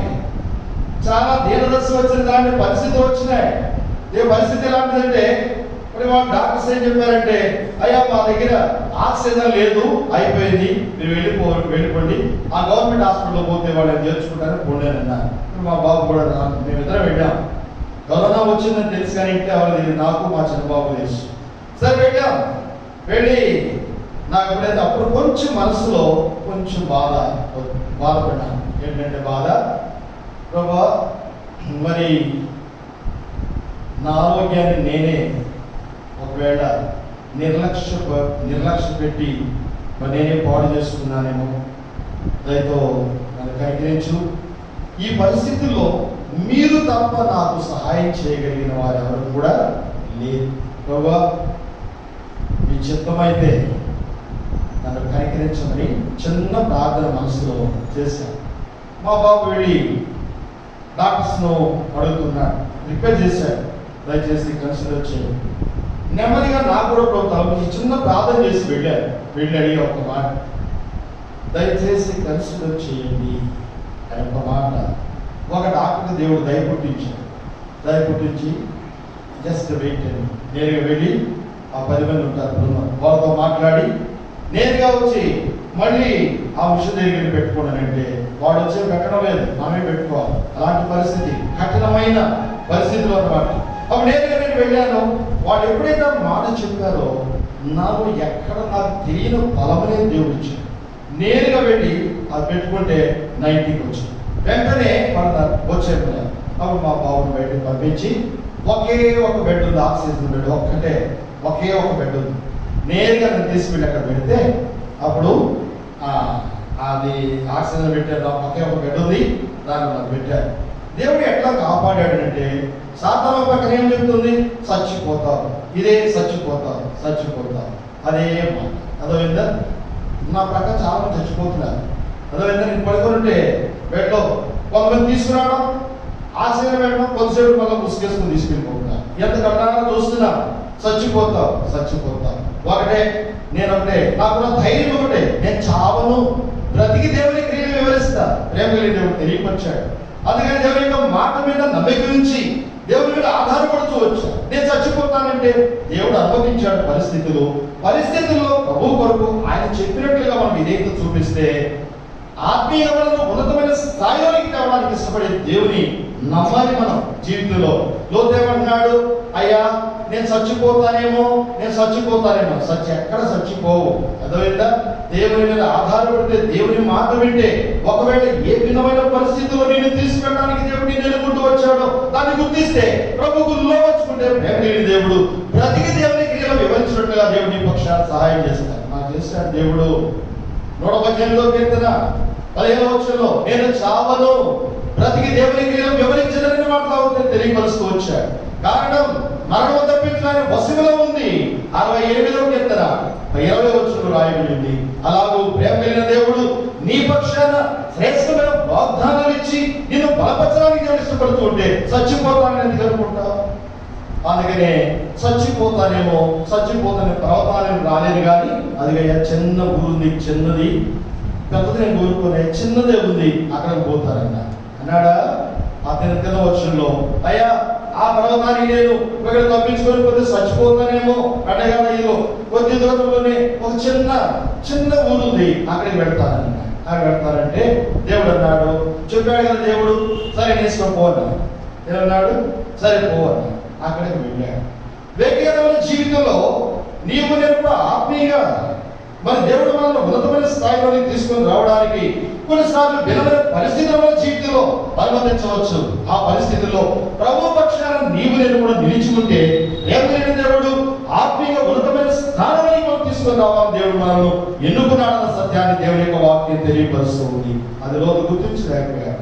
మన రైతులను గుర్తించక మన ఆలోచన ప్రకారమే దేవుడు దిగి రావాలి అనే స్థితే మనం కలిగిన వారు. అయ్యా వద్దు, నేను ఇక్కడికే అంటే అక్కడికే పోని దేవుడు తెలియపరుస్తాడు. ఆత్మీయ జీవితంలో సందర్భాలు ఏమైనప్పటికీ కూడా ప్రభు మీద ఆధారపడి దేవుని యొక్క ఉద్దేశాన్ని నెరవేర్చడానికి మనం ఇష్టపడితే రేపు దేవుడు ఆత్మీయంగా ఉన్నతంగా హెచ్చరించడానికి దేవుడు ఇష్టపడేవాడని రేపు దేవుడు జ్ఞాపకం చేస్తున్నారు. సేవా జీవితంలో ఎన్నో విలువైన సందర్భాలు నా ఆత్మీయ జీవితంలో ప్రారంభం నుండి కూడా, సేవా జీవితం ప్రారంభం నుండి కూడా ఎప్పుడు కూడా ఏ విషయంలో కూడా ఫలానదైనా కావాలి, నేను ఇక్కడికే అనే విషయాల్లో నేను ఎప్పటికీ కూడా దేవుడి యొక్క చిత్త మీద ఆధారపడడానికి నేను ఇష్టపడుతూ వచ్చాను. ప్రతి చిన్న విషయంలో కూడా దేవుడి మీద ఆధారపడ్డాను. దేవుడి తన చిత్తంలో నడిపిస్తూ వచ్చాడు. మనుషుల సందర్భాల్లో ఎంతో అసూయ కనపరిచిన సందర్భాలు ఉన్నాయి. అయినప్పటికీ కూడా దేవుడు భద్రపరిచి నడిపింపజేస్తూ వచ్చాడు. ఈ సందర్భాలన్నింటిలో కూడా తిరిగి వివాహ విషయాలకు వచ్చినప్పుడు కూడా ఇలాంటిదే. దేవుని యొక్క చిత్తము దేవుని మీద ఆధారపడమే, దేవుని మీద ఆధారపడి దేవుని చూడమే ఆత్మీయ జీవితంలో అలవర్చుకుంటూ వచ్చా. ఇలాంటి పరిస్థితుల్లో దేవుడు తన ఉద్దేశించిన దాన్ని మన పక్షాన, అది ఎంత ఇరుకైనటువంటి పరిస్థితి అయినా ప్రేమ కలిగిన దేవుడికి మనం లోపరుచుకుంటే ప్రేమ కలిగిన దేవుడు మనల్ని ఉన్నతంగా హెచ్చరించడానికి ఆయన సిద్ధంగా ఉన్నాడని దేవుని యొక్క వాక్యం తేటగా మాట్లాడుతుంది. ఒకటే వివాహ సందర్భాన్ని ఒక మాట చెప్పి ముగిస్తా. దేవుని సందర్భంలో చూస్తే మా వివాహ సందర్భంలో పెద్దవాళ్ళు హెబ్రోన్లో ఏది వాళ్ళు నిర్ణయిస్తే అదే చేయాలి. నాకు పలానా అమ్మాయి కావాలంటే లాభం లేదు. అర్థమైందా? దేవుడి మీద ఆధారపడి దేవుడి చిత్తానికి అప్పగించుకోవాలి.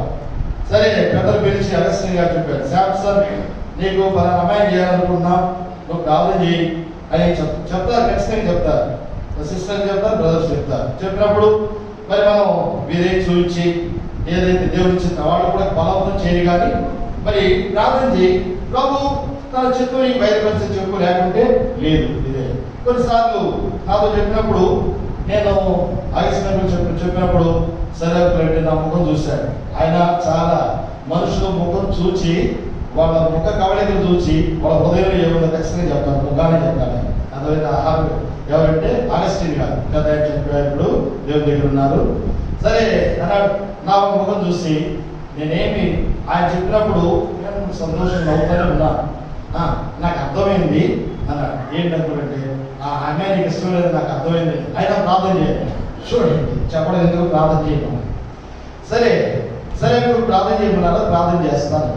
తర్వాత లీడియాకి ఫోన్ చేసి, అంటే అగస్టిన్ గారి వైపు లీడియాకి ఫోన్ చేసి, శాంసన్ అయ్యా మరి అంకుల్ ఏదో చెప్పారంట కదా, వద్దుదయ్యా నువ్వు అమ్మాయి నువ్వు చేసుకోకూడదు, కాదు నువ్వు పలానా అమ్మాయిని చేసుకోవాలయ్యా, మేరీ వేదని చేసుకోవాలి, నువ్వు ధైర్యంగా ఉండు, డబ్బులకి సాయం చేస్తాడు. ప్రార్థన చేస్తున్నాం మేము, నువ్వు ప్రార్థన చేయి. అంకుల్ చెప్పారులే, చెప్పినా నువ్వేమి అనుకోవద్దు, ప్రార్థన చేయి అని అంటే అసాధ్యంగా కనబడే విషయాలు, అసాధ్యమైన విషయాలు సాధ్యపరిచే దేవుడు. ప్రార్థన చేస్తాం, దేవుడికి చిత్తానికి అప్పగించుకున్నాం. ఫైనల్ గా మరి మ్యారేజ్ డేట్ ఫిక్స్ అయ్యే రోజు ఉదయాన్నే అక్షర గారు వెళ్తే కొంతమంది అంటే కొన్ని ఘనమైన విషయాలు జరిగినాయి, కొంతమంది వాళ్ళు చేసుకొని అడ జరిగినాయి. నేను ఒకటే ఉదయానికి ప్రార్థన చేసి, శాంసన్ నేను ఎవరైనా చెప్పి చేసుకోవాలి, నిజంగా యథార్థంగా చెప్తున్నాను, నేను సరైనటువంటి తీర్మానంతో ఒకే ఒకటి, దేవా మీ చిత్తమే నా ఇక్కడ జరిగించు, అంకుల్ మీరు ఎవరిని చెప్తే వాళ్ళని చేసుకుంటా పోవాలి. నిజంగా కమిటీ చెప్పాను ఈ మాట, దేవుని మీద ఆధార ప్రోగ్రామ్ రోజు నాతో మాట్లాడే మాటలు ఉన్నాయి, ఈ మాటల ఆధారం చేసుకుని దేవునితో ఈ మాట తెలియపరిచారు. మీరేం చెప్తే అదే నేను సరళమవుతానని చెప్పాను, ఎందుకంటే వాక్యం ఇచ్చారు నాకు దేవుడు, ఆ వాక్య ఆధారంగా నేను చెప్పాను. అదే అక్కడికి వెళ్ళిన తర్వాత లిస్ట్ లో పేరు ఎవరు వచ్చిందంటే శాంసన్ మేరీ మీద. దేవుని చిత్తానికి అప్పగించుకుంటే దేవుడు చేస్తాడు. మనం కానీ కోరుకొని మన ఇష్టాన్ని మన కోరికలు నెరవేర్చుకోవడానికి మనం ఇష్టపడితే గొప్ప నష్టాన్ని మనం పొందే ప్రమాదం ఉందని, తద్వారా దేవునికి మహిమ రాదు, ఆత్మీయమైన స్థాయికి మనం రాము, దిగజారిపోతాం.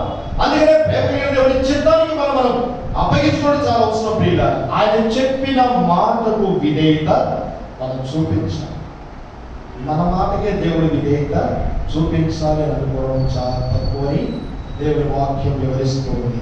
అందుకనే ఇప్పుడు లోతు అట్లా వెళ్ళిన కారణాన్ని బట్టి ఏం జరిగింది, అక్కడ వెళ్ళాడు, వెళుతూ ఉండగా జరిగిన విషయం ఏంటంటే కొంచెం ముందుకు వెళుతూ ఉండగానే 26వ వచనంలో ఏం జరిగిందంటే లోతు భార్య వెనుకకు తిరిగి చూచినట్లుగా రాయబడింది.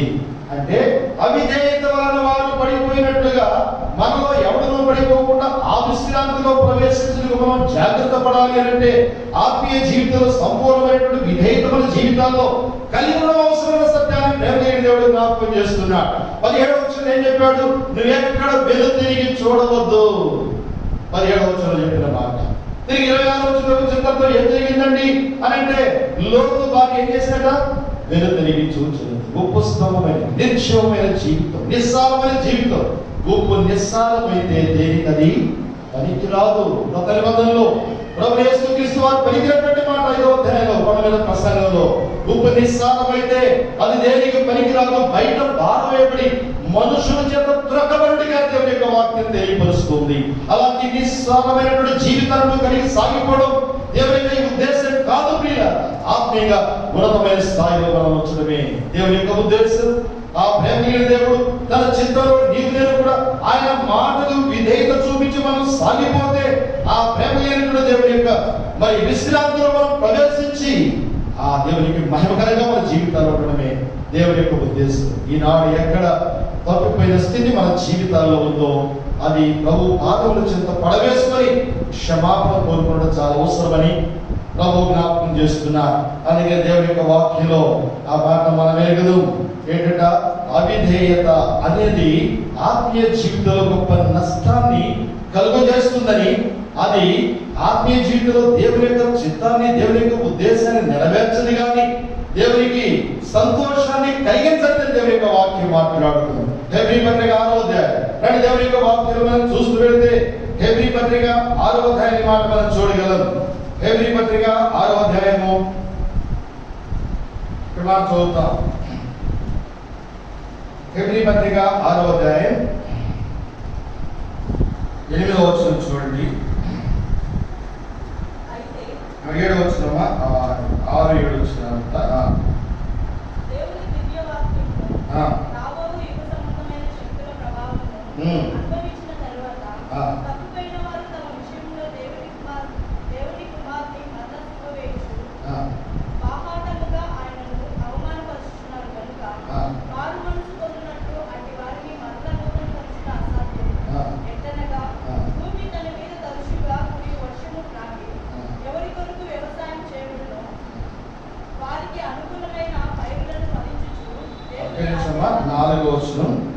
ఒకసారి వెలిగింపబడి పరలోక సంబంధమైన వరమును చూసి పరిశుద్ధాత్మలో పాలువాడై దేవుని దివ్యవాక్యము రాబోయే సంబంధమైన శక్తుల ప్రభావం అనుభవించిన తరువాత తప్పిపోయిన వారు లేక వెలుదీసిన వారు అని అర్థమించే మాట.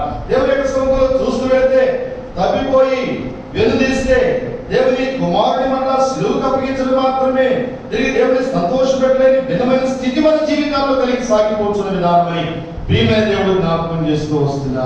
అలాగూ లోతు జీవితంలో చూస్తూ వెళితే వెలుదీసి మరి వెలుతిరిగి చూచినట్లుగా దేవుని యొక్క వాక్యాలు మనం చూస్తున్నాం. అందుకనే నాగటి మీద చేయి పెట్టి వెనుక తట్టు చూచువాడు నాకు పాత్రుడు కావడం అని చెప్పాడు. కానీ నాడు ఆత్మీయ జీవిత యాత్రలో ఎక్కడ మనం తప్పిపోయిన స్థితి కలిగినటువంటి వారమై వెనుతిరిగి చూచే భిన్నమైన విషయాలు మన జీవితాల్లో కనబడుతున్నాయో వాటిని విసర్జించి ఆ దేవుని యొక్క విశ్రాంతిలో ప్రవేశించడానికి ఎక్కడ అవిధేయత మన జీవితాల్లో ఉందో దాన్ని ప్రేమగలిగిన దేవుని యొక్క సముఖంలో పడవేసుకొని క్షమాపణ కోరుకొని సంపూర్ణమైన విధేయతను మన జీవితాలు కొనసాగించి ఆ ప్రేమగలిగిన దేవుడు ఆత్మీయ ఉన్నతమైన స్థాయిలో మనం చాలని కోరుచుంటే ఎక్కడ వెలిదీశావు, ఎక్కడ వెలుగంజ వేశావు, ఎక్కడ భిన్నమైన విషయాలతో చూస్తున్నావు, ఎక్కడ ఆత్మీయ జీవితంలో దేవుని సంతోషపెట్టలేని భిన్నమైన స్థితిని కలిగి అవిధేయతలో జీవితాన్ని కొనసాగిస్తున్నామో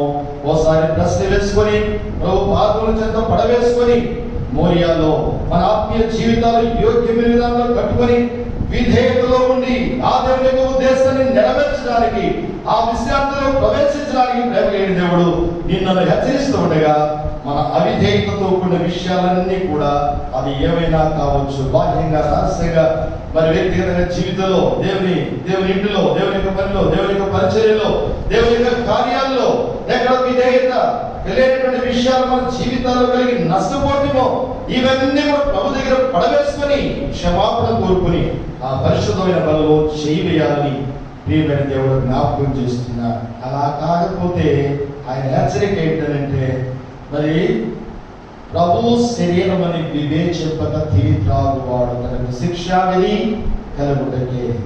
అవిధేయత చూపించి శిక్షావిధిలో పెడతావా?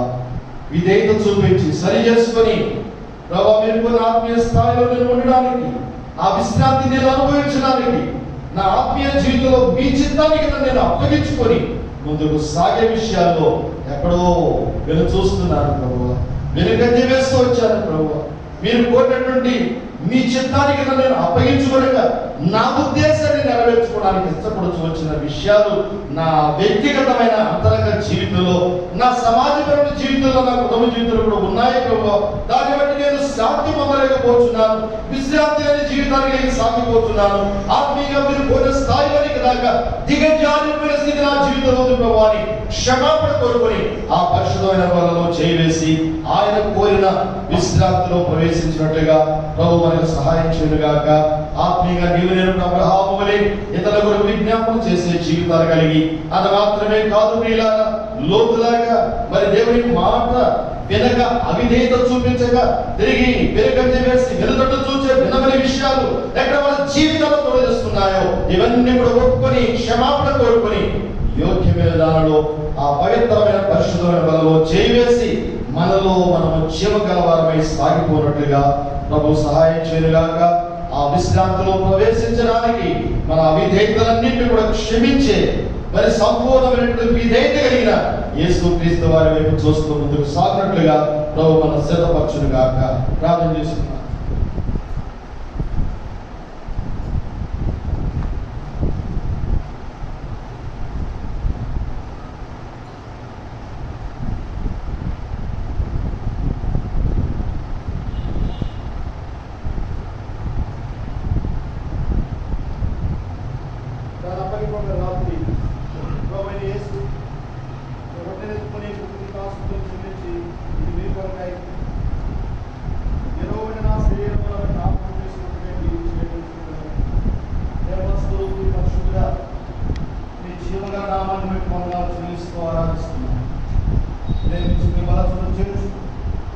జీవంగా మీ శరీరం అనుభవించినట్టుగా జీవ వాక్యాన్ని మీకు నేర్పిస్తాం. తండ్రి అవిధేయత వలన వారు పడిపోయినట్టు మనం ఎవరినో పడిపోయింది. ఆ విశ్రాంతిలో ప్రవేశించడం జాగ్రత్త పడినట్టు హెచ్చరికగా దేవమిచ్చని జీవవాక్యాన్ని బట్టి తీసుకోవాలి. దైవతని నాడు శరీరం యొక్క మనసు యొక్క కోరికలు నెరవేర్చుకోవచ్చు.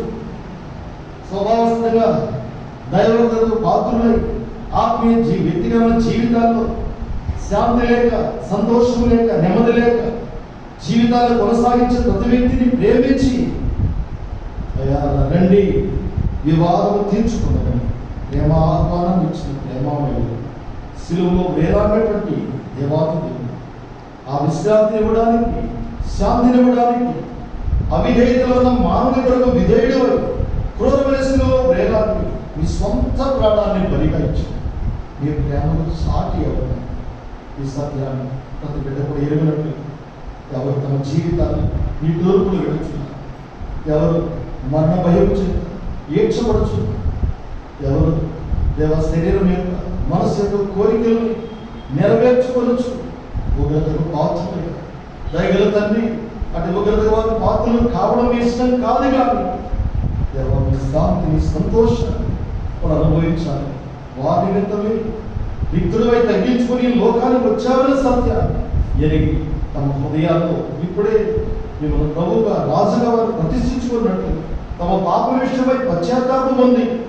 దేవ మీ మాట విని విధేయత చూపించి మరణములో నుండి జీవములకు వారు పాటించమన్నట్లుగా, అశాంతిలో నుండి వారు శాంతిని పొందినట్లుగా ప్రతి బిడ్డను కూడా స్పందించి తమ హృదయాల్లో దేవనటువంటి అపవిత్రత సమస్తాన్ని కూడా మీ పాదముల చేత పడవేసుకొని శిలువ రక్తాన్ని ఆశ్రయించి వారు కూడా నెమ్మది పొందినట్లుగా ప్రతి హృదయాన్ని స్పందించి లోపలికొచ్చున్నాయి. ఇంకా ఎంతో మీరు ప్రేమించి ఆ ఉగ్రత దినం రాకమునిపే దయగల తండ్రి మోరియాలో సంచరిస్తున్న దేవుడు మాట్లాడుచు మీ ప్రేమకై స్తోత్రాలు. ఇస్సాకు బలియాగాన్ని జ్ఞాపకం చేశారు. ఓ దయగల తండ్రి దేవ మోరియా పర్వతం మీద ఇస్సాకులకు అర్పించబడుచు వచ్చాడు. అలాగే తండ్రి కుమారుడు నమ్మకమైనటువంటి దేవ గొల్గొతా అనేటువంటి ఆ కొండ మీద మా కొరకు వధించబడిన కోరికలు ఆ సత్యాన్ని ప్రతి బిడ్డ కూడా ఎరుగునట్లుగా ప్రతి అంతరంగంలో నూతన కార్యాన్ని జరిగించి మహిమ పొందుము. అది మాత్రమే కాదు, కానీ మీ పిల్లలు ఎంతో విశ్రాంతిని పొందాలని మీరు ప్రేమించి వారి కొరకు అనేకమైన ఏర్పాట్లు మీరు చేశారన్న సత్యాన్ని జ్ఞాపకం చేశారు. అబ్రహాము దైవైన తండ్రి మరి లోతు కొరకు ఎంత విజ్ఞాపన చేశాడు. దైవైన దేవ లోతు ఆ దీనదశలో ఉన్నప్పుడు అలాంటి పరిస్థితిలో నుండి కూడా లోతును వెలుపలికి తీసుకొని రావడానికి మీరు దయపాలించారు. దయగల తండ్రి మీ కృపను కనపరిచారు. మీరు ఎంతగానో కనికరపడుతూ వచ్చారు. ఈ నేటి వరకు మోరియాలో సంచరిస్తూ మా ఆయన మీరు ఎంత కనికరపడ్డారో దేవ, మా ఆయన మీ కృపను ఎంతగా ఘనపరుస్తూ వచ్చారు. ఎంత దయ చూపించి మా చేతిని పట్టుకొని వెలుపలికి తీసుకువచ్చి మీ విశ్రాంతిని నిత్యం అనుభవించాలని మీరు ఇష్టపడుతూ వచ్చారు. అది గుర్తించక సాగిపోతున్న ప్రతి బిడ్డను కూడా సంధించుకుని ఆయన వ్యక్తిగతమైన జీవితాల్లో విధేయత, సంపూర్ణమైన విధేయత మీ చిత్తానికి అప్పగించుకునే విషయాలు ఎక్కడ ఆత్మీయ జీవితంలో కొరతలో ఉన్నారో దయగలిగిన ప్రభువా, మరి అవిధేయత చూపించక విధేయత కలిగి సాగిపోయే విషయాల్లో అయ్యా మీ మనస్సు నెరిగి సాగిపోయే విషయాల్లో ఎన్నో లోటుపాట్లతో కూడి జీవితం దయగల తండ్రి మీరు ఆత్మీయ ఉన్నతమైన స్థాయిలో ఉంచాలని మీరు కోరుతుంది. దేవా, మరి మీ మాట కాదని చచ్చిపోదునేమో అనుకునే భిన్నమైన విషయాలు ఆత్మీయ జీవితంలో ఎన్నో భిన్నమైన సందర్భాలు జీవితంలో చోటు చేసుకుని వెనుకంజి వేసుకొచ్చిన ప్రతి బిడ్డను కూడా స్పందించి దేవ బ్రతికి మీ క్రియను వివరించాలని మీరు ఇష్టపడుతున్నారన్న సత్యాన్ని ప్రతి వ్యక్తి కూడా ఎరుగునట్లుగా సహాయపడండి. మీ చిత్తానికి అప్పగించుకున్నప్పుడు మీ చిత్తమే మా ఆత్మీయ జీవితంలో మాకు విశ్రాంతిని కలిగించేదన్న సత్యాన్ని ఎరుగునట్లుగా సహాయపడండి. ప్రేమ కలిగినటువంటి తండ్రి ఎంత మాత్రమే కాదు, కానీ వెనుకతట్టు తిరిగి చూడక మీ వైపు చూస్తూ ముందుకు సాగడానికి నేర్పించమని మీ సన్నిధిలో ప్రార్థిస్తున్నాను. ఎక్కడ తప్పిపోయి దయగల తండ్రి ఆత్మీయ జీవితంలో నష్టపోయామో ఏ విషయాల్లో దేవా, సమాజం మధ్య వ్యక్తిగతమైన జీవితాల్లో దేవ మీ పరిచర్యలో అనేక సందర్భాల్లో ఎక్కడ తప్పిపోయిన స్థితిని కలిగి దేవ మరి వెలుగు తీసి మీ ఆత్మకు దేవ మరి ఆనందాన్ని కలిగించలేకపోయాము. దయగల తండ్రి దయతో క్షమించండి, మీ రక్తంతో బాగు చేయండి. ప్రతి బిడ్డను కూడా స్పందించండి, నూతనపరచండి. మీ శరీరములకు సాదృశ్యంగా పట్టునుంచారు. దయగల తండ్రి ఇది జీవాహారం అన్నారు. దయగలిగిన దేవా, తిరిగి దాన్ని భుజించువాడు నిత్యమని సెలవిచ్చిన మాట నెరవేర్చబడినట్లుగా ఈరోజు ఆ బలం మా మధ్యలో ఉంచి మీరు మాట్లాడాల్సి వచ్చిన మాటలన్నీ కూడా విని విధేయత చూపించి మాలో మేము జీవం గలవారమై మీ కొరకు సంచరించినట్లుగా ప్రతి హృదయంలో కూడా నూతన కార్యాన్ని జరిగించి అవిధేయతను ఒప్పుకొని దేవా నీ మీద ఆధారపడి ఆ బలను సమీపించినట్లుగా సిద్ధపరిచి అంగీకరించుకొని దయగల తండ్రి మీ శరీరానికి సాదృశ్యమైన రొట్టెను బట్టి మేము స్తుతిస్తూ ఆరాధిస్తూ యేసయ్య పరిశుద్ధమైన నామములో స్తుతించి ప్రార్థించి వేడుకొంచున్నాను తండ్రి. వాక్యపు వెలుగులో ఆత్మీయ జీవితాన్ని పరిశీలించుకోవడం చాలా అవసరం. ఇంకా రక్షణ అనుభవం లేకుండా ఉన్నావా? ఆత్మలోనే కొనసాగుతున్నావా? శరీరం యొక్క మనసు యొక్క కోరికల్ని నెరవేర్చుకుంటూ నష్టపోయావా? నెమ్మది లేని జీవితాన్ని సాగిపోతున్నావా? అలాంటి నేను ప్రేమించిన దేవునికి నీ చేతిని చూపించు, నీ హృదయాన్ని చూపించు. వారు నేను ఒక్క రక్షణ తొలగించాలని కోరుతున్నాను. రెండవది, రక్షించబడే విశ్వాసిగా ఆత్మీయ జీవితంలో విధేయత కలిగి సాగిపోయే విషయాలు, దేవుని చిత్తానికి అప్పగించుకునే విషయాల్లో, దేవుని మాట విని విధేయత చూపించి వెనుకంజ వేయక ముందుకు సాగే విషయాలు ఎన్నో లోటుపాట్లతో జీవితాన్ని నష్టపరుచుకున్నా. నీ మనసు నుంచే వెళ్ళాలనుకుంటున్నా. నీ మనసు యొక్క కోరికలే లేక నీ ఉద్దేశానుసారంగానే వెళ్ళాలనుకుంటున్నా. ఆత్మీయంగా ఎంతో దీనదశలో దిగజారిపోతున్నావు, గ్రహింపు లేకుండానే కొనసాగించవచ్చా? దీని యొక్క అంతమేమిటి అనే విషయాన్ని దేవుని యొక్క వాక్యంలో రాయబడి ఉంది. ఈ కారణం తిరిగి దేవుని ప్రజలకు వ్యతిరేకమైన సంతతిని వారు సిద్ధపరచి పెట్టారు. అలాంటి జీవితం మనం జీవించకూడదు. దేవుడు మాట్లాడుతున్నాడు. సమయాన్ని బట్టి దేవుడు ఇంతో మాట్లాడు చూడగా ఈ లోతులు బట్టి వచ్చిన ఆ వినమైన సందర్భాలు ఎంత భయంకరమైన పరిస్థితులు వచ్చినాయో దేవుని యొక్క వాక్యం మాట్లాడుతున్న ప్రియుల. తద్వారా మరి అమ్మోనీయులు మరి తిరిగి మోయాబీలైనటువంటి సంతతి దేవుని ప్రజలకు వ్యతిరేకమైనది వాటి నుండి పుట్టినది. అలా నీ జీవితం ఉండకూడదని ముందుగా హెచ్చరిక దేవుడితో మాట్లాడుతున్నాడు. నువ్వు ఆత్మీయ ఉన్నతమైన స్థాయిలో ఉండాలి. అంతేగాని దేవుని యొక్క ప్రజలకు, దేవుని యొక్క మరి సంఘానికి వ్యతిరేకమైనటువంటి భిన్నమైన ఆలోచన మీరు రాకూడదనేది దేవుని యొక్క ఉన్నతమైన ఉద్దేశం. దీని అర్థమనే దానికి నాడు ఏ విశ్రాంతి పొందడానికి ప్రయాసపడుతున్నారు. ఒకసారి ప్రశ్నించుకొని దేవుని యొక్క వాక్యములకు లోబర్చుకొని నీ జీవితాన్ని కొనసాగించడానికి దేవుడిని హెచ్చరించాడు. ఆనాడు విధేయత లేని కారణం నిస్సారమైన జీవితమైనది. విధేయత లేని కారణం మరెంతో అక్రమమైనటువంటి సంతతి బయలువెళ్ళినట్టు దేవుని యొక్క వాక్యంలో ఎరుగుదు. అలా ఉండకూడదు. ఆత్మీయవంతమైన స్థానంలో ఉండడమే దేవుడు ఉద్దేశం. అందుకే నీతో దేవుడు మాట్లాడుతున్నాడు. ఇప్పుడైనా తగ్గించుకొని ప్రభు నా ఆలోచన నా చిత్తంగా మీ చిత్తమే, మీ ఆలోచనే, మీ ఉద్దేశమే నేను ఆత్మీయవంతమైన స్థానంలో ఉండాలని దేవుడు కోరుకుంటున్నాను.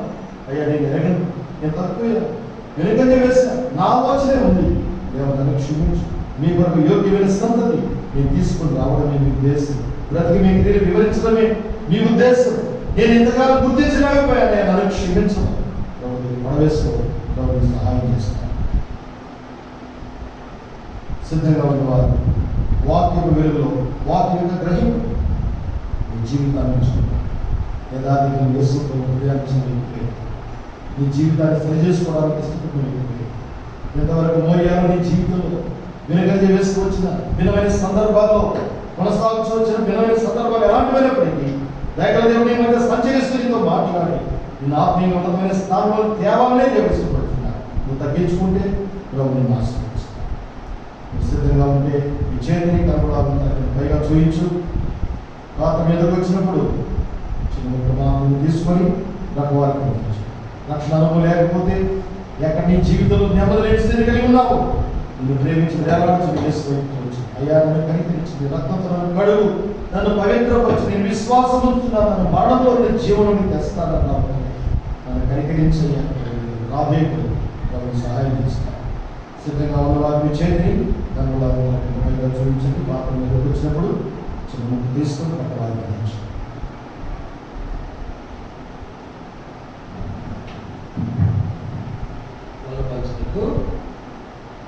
సోదరుడు వర్ధన గారు, జయరామయ్య గారు, సుధాకర్ గారు, జకరే గారు, జయపాల్ గారు, అబ్రామ్ గారు ముందుకు రావాలి.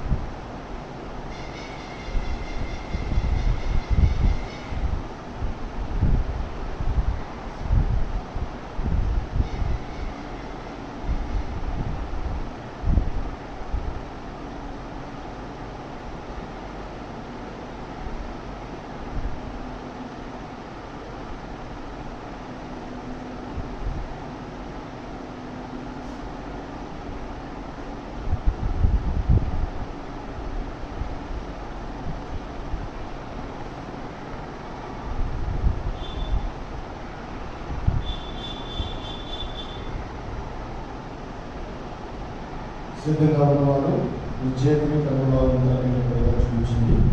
పాత మీద వచ్చింది మాటను తీసుకుని ప్రారంభించండి.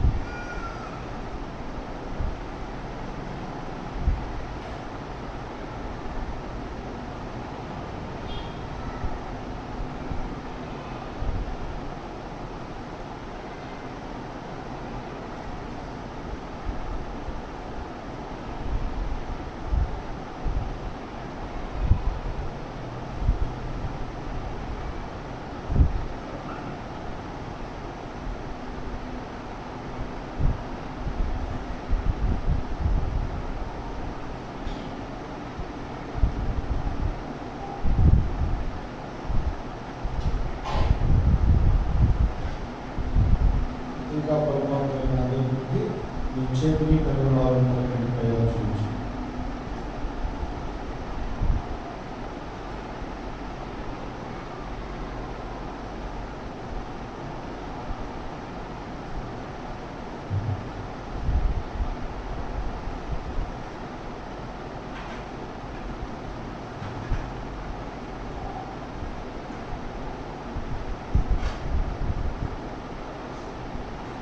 ఆత్మకారమే భోజనం ఆయన పాత్రలు ఎత్తుకుని కృతజ్ఞతాస్తుతులు చెల్లించి ఇది మీరు కొరకై చెల్లించవచ్చున నిబంధన మీరు దీనిలోని త్రాగులను జ్ఞాపకం చేసుకుంటే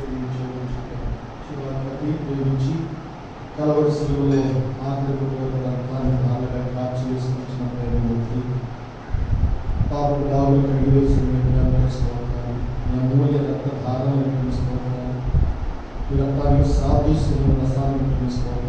యుద్ధ పాల్గొని నాలుగు జీవగలవారమై మన పుస్తకం పునరుద్ధరణలో పాలువారని ఎరిగి వచ్చు పర్యంతం మరణాన్ని ప్రచురించుకుని ఇప్పుడు జీవించినట్లుగా నన్ను స్థితిలో సమీకరించమని యేసుక్రీస్తు వారి ప్రశస్తమైన నామంలో కృతజ్ఞతలు చెల్లించి ప్రార్థించి వేడుకుంటున్నాను.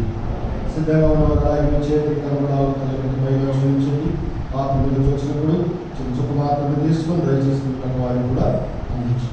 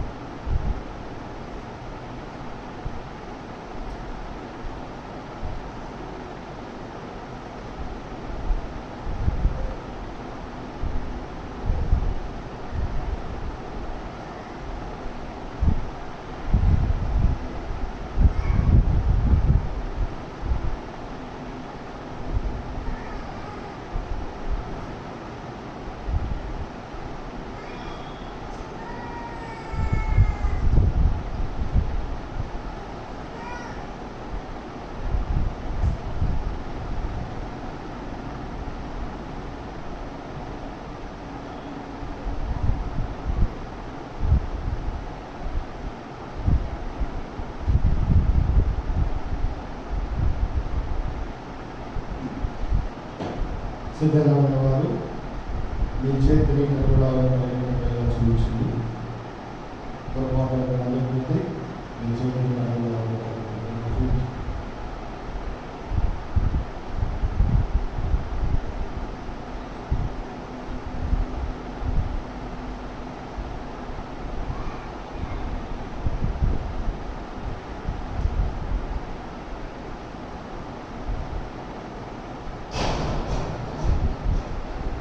ఇంకా పొరపాటు అందరికీ మీ చేతిని ప్రత్యేకమైన సహోదరులు ఎవరైతే సండే స్కూల్ టీచర్స్తున్నారు వీరిలో పాల్గొన్నారు. దయచేసి మీరు ఈ ప్రార్థన సమయంలో దయచేస్తున్నారు కూడా సండే స్కూల్ వెళ్ళండి. దయచేసి ఎవరైతే ఈ చిన్నపిల్లల పరిచయంలో పాల్గొంటున్నారు మీరు దయచేసి వెళ్ళండి.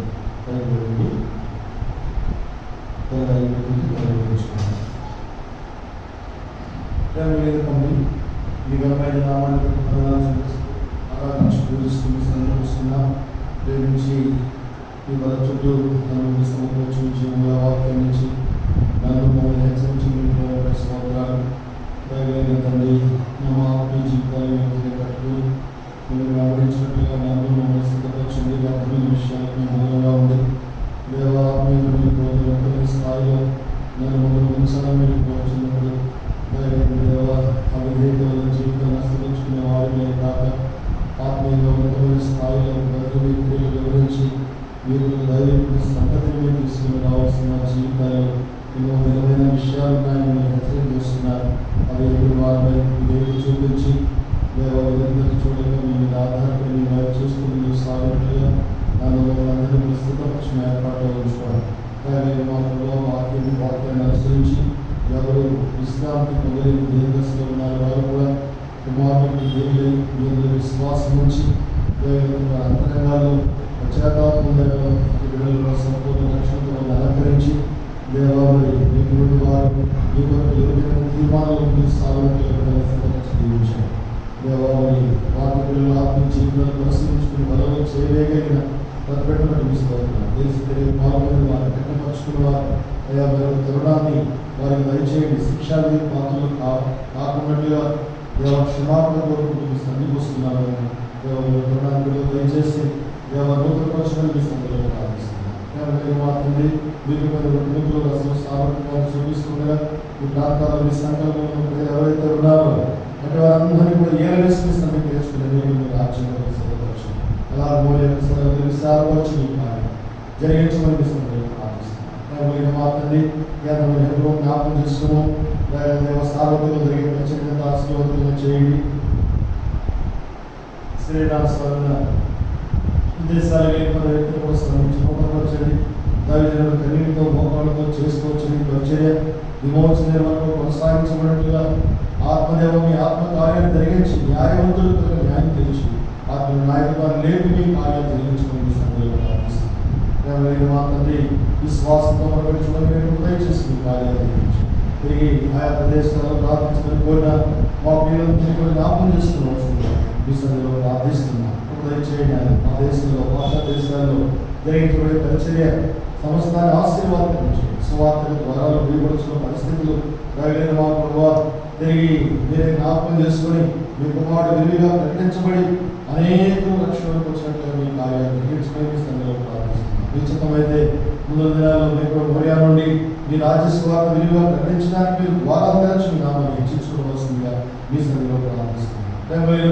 బిడ్డలు కూడా నూతన భారాన్ని కలిగించి మహిమని మీ సంఘంలో ప్రార్థిస్తున్నాం. దేవా మీరు సహాయపడండి. నాపై దేవుడు కనుక మీ మీద ఆధారపడుచున్నా మీరు సహాయపడండి. ఇలాగూ తిరిగి మర్యాద విశ్వాసంతో మాకు పేరు పేరవలసింది జ్ఞాపకం చేసుకున్నటువంటి దీనికి ఆశ్రయించండి. వృద్ధులైన వారిని బలపరచండి. బలహీనైన వారిని బలపరచండి. అవసరమైన బిడ్డలను జ్ఞాపకం చేసుకున్న భవిష్యత్తులో ఎదురు చూసే వారి భవిష్యత్తులో సహాయపడండి. ఉద్యోగాలకు ఎదురు చూస్తే బిడ్డలను జ్ఞాపకం చేసుకుని ఎవరైతే చదువుకుంటున్నారో వారి స్టడీస్ అత్యంత జ్ఞానమించి దీవించుకుని ప్రార్థిస్తున్నాను. మా బిడ్డ ఎక్కడున్నా కూడా వారి చుట్టూ మీ దోతలు కావలి ఉంచండి. వారి లోకాశం విలుకాకుండా భద్రపరచండి మీ సందర్భంలో ప్రార్థిస్తున్నాను. మీరు మాత్రం తిరిగి ఇలా సమాజంలో దేవాలని ఎవరైతే ఇరువైన పరిస్థితులు వెళ్తున్నారు, చుట్టుకొని పరిస్థితులు కలిగినటువంటి వారు, కుటుంబాలు నెమ్మది పరిస్థితులు కలిగిన వారు అయ్యా మీరు జ్ఞాపకం చేసుకుని ఆదుకొని ఆదరించి దేవాలు బిడ్డలు ధైర్యపరచమని ప్రార్థిస్తున్నాను. అనేక కోల్పోయినటువంటి వారు గొప్ప ఆదరణతో వారు కూడా నింపి బిడ్డలు ధైర్యపరచమని ప్రార్థిస్తున్నాను. ఇలాగూ ప్రేమైనటువంటి మా తండ్రి అనారోగ్య పరిస్థితులు వెళుతున్న ప్రతి బిడ్డను కూడా స్వస్థపరిచి మీరే బలపరచుకుని ప్రార్థిస్తున్నాను. దయచేయండి తిరిగి ప్రభావం ఆ ప్రాంతాలను ప్రార్థించబడి మా పిల్లలను జ్ఞాపకం తీసుకుని నాగార్జున చూసుకోవడం మనుగోలు శ్రీశైలం మగ రాజమండ్రి దయచేయ మా ప్రభావ తిరిగి కాకినాడ యాజూరు ప్రాంతాల్లో బిడ్డలందరినీ కూడా మీరు ఎప్పుడో జ్ఞాపకం చేసుకోవాల్సిందిగా సందులో ప్రార్థిస్తున్నాను. వేరే దయచేయండి దేవ భద్రపక్షమని సందులో ప్రార్థిస్తున్నాం. మీరు సహాయకులు సమయంలో మా ప్రియులు దయచేయనటువంటి మా తండ్రి సమయంలో మోషకులు ప్రార్థిస్తున్నాము. దయచేయండి ఇప్పుడు కూడా ప్రభావం ప్రయాణం చేస్తున్నారు. దయచేస్తున్నారు క్షేమకరాలు నడిపించమని మీ సందులో ప్రార్థిస్తున్నారు. బిడ్డ భద్రపరచండి. నమ్మకమైన దేవ మీరే సహాయకుడు. ఇలాగ ప్రత్యేకమైన అక్కలు కలిగి ప్రార్థించాలని కోరుచున్నటువంటి బిడ్డను కూడా మీరు జ్ఞాపకం చేసుకోవాల్సిందిగా మీ సన్నిధిలో ప్రార్థిస్తున్నాను. నమ్మకమైన దేవుడు కనుక మీ మీద ఆధారపడుతున్నా మీరే సహాయకుడు. సోదరు దేవ ఎంతో మంది వృద్ధులు బలహీనులు ప్రార్థించమని కోరారు. దేవ కనికరం బలపరచండి. అలాగే ప్రార్థిస్తున్నాను. ఉదయం చేయండి, అక్కడ బలపరచండి. అదే సమయంలో మా ప్రియులు తగినటువంటి మా ప్రభావ మెస్సులు ప్రార్థిస్తున్నాం. ఉదాహరణ బలహీనతలు లోపులు బాధ సమస్తానికి నివారించండి. తగిన మాకండి సమయంలో ప్రభావై కుటుంబాలు ప్రభావై అదే సమయంలో కుటుంబాలు ప్రార్థిస్తున్నాం. జాయి విషయంలో విధాసంతో సహాయం చేశారు. తగిన మా ప్రభావై నీకైన పరిస్థితిలో దేవ మీరు జ్ఞాపకం చేసుకొని దేవ మీకు సాక్ష్యం నుంచి మీరు ప్రేమ తీసుకోవాలి. ఇలా మా ప్రియులు తగినటువంటి మా తండ్రి ప్రార్థిస్తున్నాం. మీరు కనికలు చూపించండి. రవి ప్రార్థిస్తున్నాం. మీరు కనికలు చూపించండి.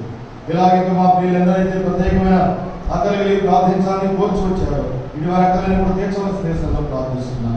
ఆ కన్స్ట్రక్షన్స్ ప్రార్థిస్తున్నాం.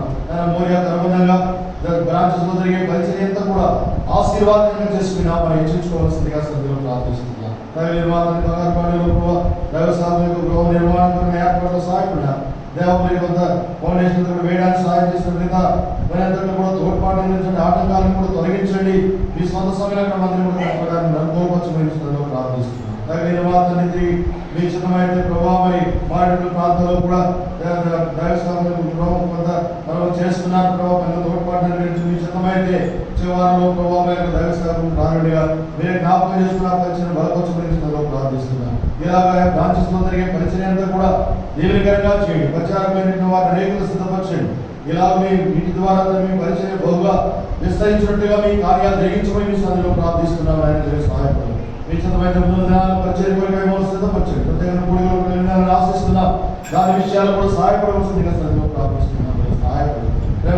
మాత్రమే ఇలాగూ దేవుడు ప్రతి పరిచర్య కూడా ఆశీర్వాదంగా చేసి మీ నామాన్ని హెచ్చించుకోండి. అయ్యో మీద ఆశీర్వాదాలు ఇక్కడ జ్ఞాపకం చేసుకోవాల్సిందిగా సన్నిధిలో ప్రార్థిస్తున్నాం. మీరు ఎప్పుడు కనికరించి ఇక్కడ దీనిగా ఉంచండి. ఆయన దయమైన మాత్రమే తోడ్పాటును గ్రహించము. అదే సమయంలో దైవ సేవలో పాల్పొంది మీకు మహిమకరంగా నిలిచినట్లే సిద్ధపరచండి. సేవలు సిద్ధపరచండి. ఆయన దేవమై ఇలాగలేక వచ్చిన దాని విషయంలో తోడ్పాటును గ్రహించి తీర్చవలసిందిగా సన్నిధిలో ప్రార్థిస్తున్నాం. ప్రేమైనటువంటి మా తండ్రి సోదరులను జ్ఞాపకం చేస్తున్న బాధ్యత దూరపరచని కాపుదల దయచేయండి. దాసాలు కూడా ప్రార్థిస్తున్న ప్రత్యేకతను దయచేసి అదే ప్రేక్షకులను అనుకూలపరచండి. దైవ మాత్రమే సమస్త వేళ జీవం పోసి దేవ మీరే మీ వస్త్రం చెగుముట్టుకొని చేస్తున్న దేవ ప్రార్థన ఆలోచించి దేవ మీ పునరుద్ధాన జీవానికి మీ పరిచయం కూడా సిద్ధపరిచిన ఏర్పాట్లు ఉంచుకొని దీవించండి. దైవ దాసం బలపరచండి. దేవదైవులను ప్రేమను ఓర్పును సహనాన్ని వివేకాన్ని జ్ఞానానికి జ్ఞాపకం మాత్రమే దయచేయండి.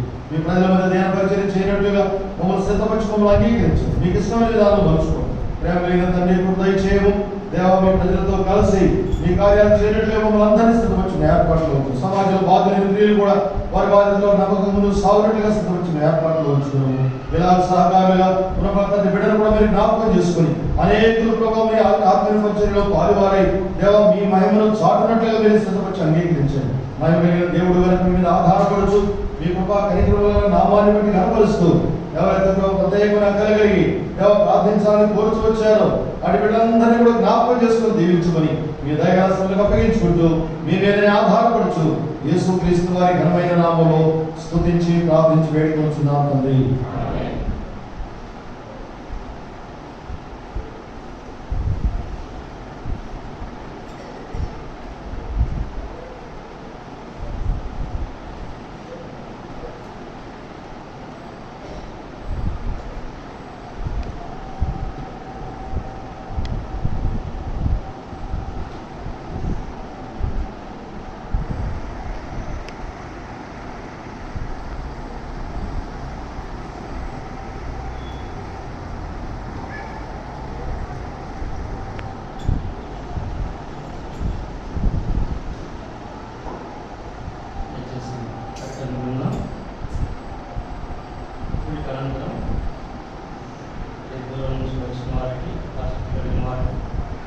అదేవిధంగా యవనస్తులకు కూడా ఇక్కడ భోజనం ఏర్పాటు చేయబడింది కాబట్టి ప్రేమతో భోజనం చేస్తుందిగా మనం చేస్తున్నాం.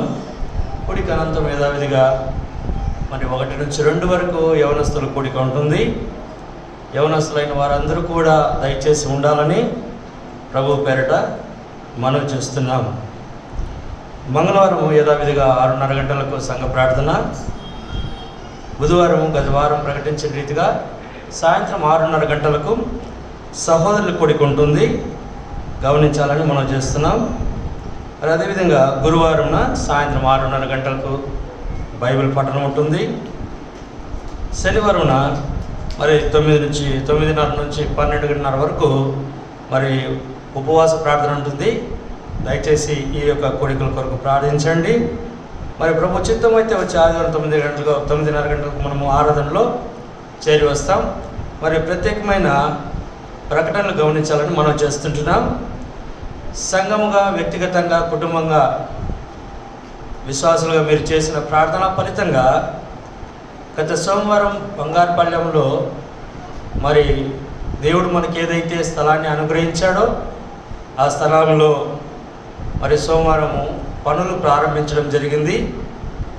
ముందుగా సెలవిచ్చినగా ముందుగా మందిరం నిర్మాణం అనుకున్నాం, అభ్యంతరాలు వచ్చాయి. అయితే ప్రభు తన చిత్తానుసారంగా తన సంకల్పంలో ఏదైతే ప్రభు అనుకూలపరుస్తూ వచ్చాడో ఆ విధంగా ఒక గృహాన్ని నిర్మించాలని, క్వార్టర్స్ నిర్మించాలని, సేవకులు ఉండే విధంగా క్వార్టర్స్ నిర్మించాలని ఒక తలపు కలిగి ప్రకటన చేసి గత వారంలో దైవ సేవకులతో కూడా మేము వెళ్ళాం. అక్కడ సోమవారం అంతా కూడా మరి ప్రార్థన చేసి పనులు ప్రారంభించాం. ఈ రోజుకి పనులన్నీ కూడా ఆ యొక్క పునాది భూమట్టానికి పునాది వచ్చింది. అదేవిధంగా 2 సంపులు, ఒక సెప్టిక్ ట్యాంకు, ఒక సంపు 2 కూడా మరి పనులు జరుగుతున్నాయి. ప్రభు చిత్తం అయితే వచ్చే వారం కొంత మరి ఆ పునాది అయిపోయి మరి బేస్మెంట్ కూడా వేయడం జరుగుతుంది. దేవుని చిత్తం అయితే అదేవిధంగా గోడలు కూడా లేవనంటున్నాయి. కాబట్టి ఆ యొక్క పనుల కొరకు మీరు కొనసాగించి ప్రార్థించాలని మనం చేస్తుంటున్నాం. శుక్రవారం రాత్రి మరి జాషువా, అక్కడ ఉన్న దైవ సేవకులు జాషువా నుంచి నాకు ఫోన్ వచ్చింది నైట్. అమ్మ ఈ విధంగా అక్కడ పక్కన సంఘం వాళ్ళు వచ్చి మరి చూశారు అమ్మ, కొద్దిగా అన్ని పరిస్థితులు చూశారు, మరి ఏం చేయమంటావు ఆ విషయంలో అంటే, ధైర్యంగా నువ్వు పని కొనసాగించు, దేవుడు మనకు సహాయంగా ఉంటున్నాడు, ఎంత ఇబ్బందులు వచ్చినా కూడా మనం ఇంకా ముందుకు సాగిపోయేదే, దాంట్లో ఎటువంటి అభ్యంతరం మరి ఎటువంటి ఇది ఉండదని చెప్పేసి మరి అతనికి చెప్తూ వచ్చారు. కాబట్టి మన యొక్క ప్రార్థనల ఫలితంగా దేవుడు అక్కడ సంఘాన్ని కడుతూ వస్తున్నాడు. దాని కొరకు కొనసాగించి ప్రార్థించండి. మరి అదేవిధంగా మనకు ఒక దైవ సేవకులు మరి ట్రైనింగ్ గాడ్ సర్వెంట్స్ కావాలని ఎంతో కాలంగా మనం ప్రార్థన చేస్తూ వచ్చాం. దేవుడు మనందరి ప్రార్థనలు ఆలకించి మరి గత వారంలోనే మరి ఆనందాన్ని కమ్యూనికేట్ చేసాము, ఇటీవల కూడా కమ్యూనికేట్ చేసాము. త్వరలో దేవుని చిత్తం అయితే మారేడుపల్లి కోసం మనకు ఒక సంఘ దైవ సేవకులు రానంటున్నారు. వారిని అక్కడ ఉంచడానికి తగిన ఏర్పాట్లు చేస్తున్నాం. అక్కడ ఉన్న క్వార్టర్స్ కూడా సరిచేయబడుతుంది. ఎంతో కాలంగా అది ఖాళీగా అట్లే ఉన్నది. వాటి విషయంలో కూడా మరి అవన్నీ కూడా పెయింట్స్ వేయడం కానీ, మరి అక్కడ ఏదైతే చిన్న చిన్న మరమ్మతులు ఉన్నాయో అవన్నీ కూడా సరిచేసి ప్రభు చిత్తం అయితే వారం 10 రోజుల లోపల మరి అక్కడికి సేవకుడు కూడా రానంటున్నాడు. మరి దాని విషయమే ప్రార్థించండి. మరి అదేవిధంగా ప్రభు చిత్తం అయితే వచ్చే ఆదివారం అంటే 17వ తేదీన సాయంత్రం 6:30 గంటలకు మారేడుపల్లిలో ప్రత్యేక కూడిక కలిగి ఉంటున్నాం. 17వ తేదీ వచ్చే ఆదివారము సాయంత్రం 6:30 గంటలకు మారేడుపల్లిలో ప్రత్యేక కూడిక కలిగి ఉంటున్నాం. సంఘం అంతటికి కూడా ఆహ్వానం ఉంది. కాబట్టి ప్రతి ఒక్కరు రావాలి. మీరు ఎవరైతే రావాలనుకుంటున్నారో మాకు ముందుగా కానీ తెలియజేస్తే, మరి దైవ సేవకులు కానీ మాకు కానీ తెలియజేస్తే మేము మీ కొరకు వాహన సౌకర్యము ఏర్పాటు చేస్తాం. మరి ఎవరు వస్తారో ఎవరు రారో తెలియకుండా మీరు ఆ సమయానికి ఇక్కడ వచ్చారనుకోండి, మరి పోవడానికి ఇబ్బందికరంగా ఉంటుంది. ముందుగా మాకు తెలియజేస్తే ఎంతమంది వస్తారని తెలియజేసి ఎంత సంఘం అంతా వచ్చినా కూడా తగిన విధంగా వాహన సౌకర్యం ఏర్పాటు చేసేదని సంఘం సిద్ధంగా ఉంది. జ్ఞాపకం చేసుకోండి. అదే సమయంలో అక్కడ మరి బ్రదర్ ఉంటున్నాడు, బ్రదర్ పాల్ అని, వారి యొక్క మనవరాలికి కూడా ప్రతిష్ఠ చేయనంటున్నారు. పాల్ యొక్క మనవరాలికి కూడా అదే సమయంలో ప్రతిష్ఠ జరుగుతుంది. కాబట్టి సంఘం అంతటికి కూడా ప్రేమ విందు వారు ఏర్పాటు చేస్తున్నారు. కాబట్టి మీరందరూ కూడా సంఘముగా వచ్చి, మరి ఒకసారి మనం వెళ్ళాము అక్కడ పునరాదికి, అక్కడ మరి వేసి రావడం జరిగింది. అయితే ఒకసారి మీరందరూ కూడా సంఘంగా వస్తే మారేడుపల్లిలో పరిస్థితులు ఏంటి అనేది కూడా సంఘంగా మీరు కూడా అర్థం చేసుకుంటారు. అక్కడ వారిని ప్రోత్సహించిన వారం అవుతాం. కాబట్టి ఈ రకంగా మనం పరిచర్యలో ఒకరొకరు సహకరించుకొని ముందుకు సాగడానికి ప్రభు మనకు సహాయం చేయను గాక.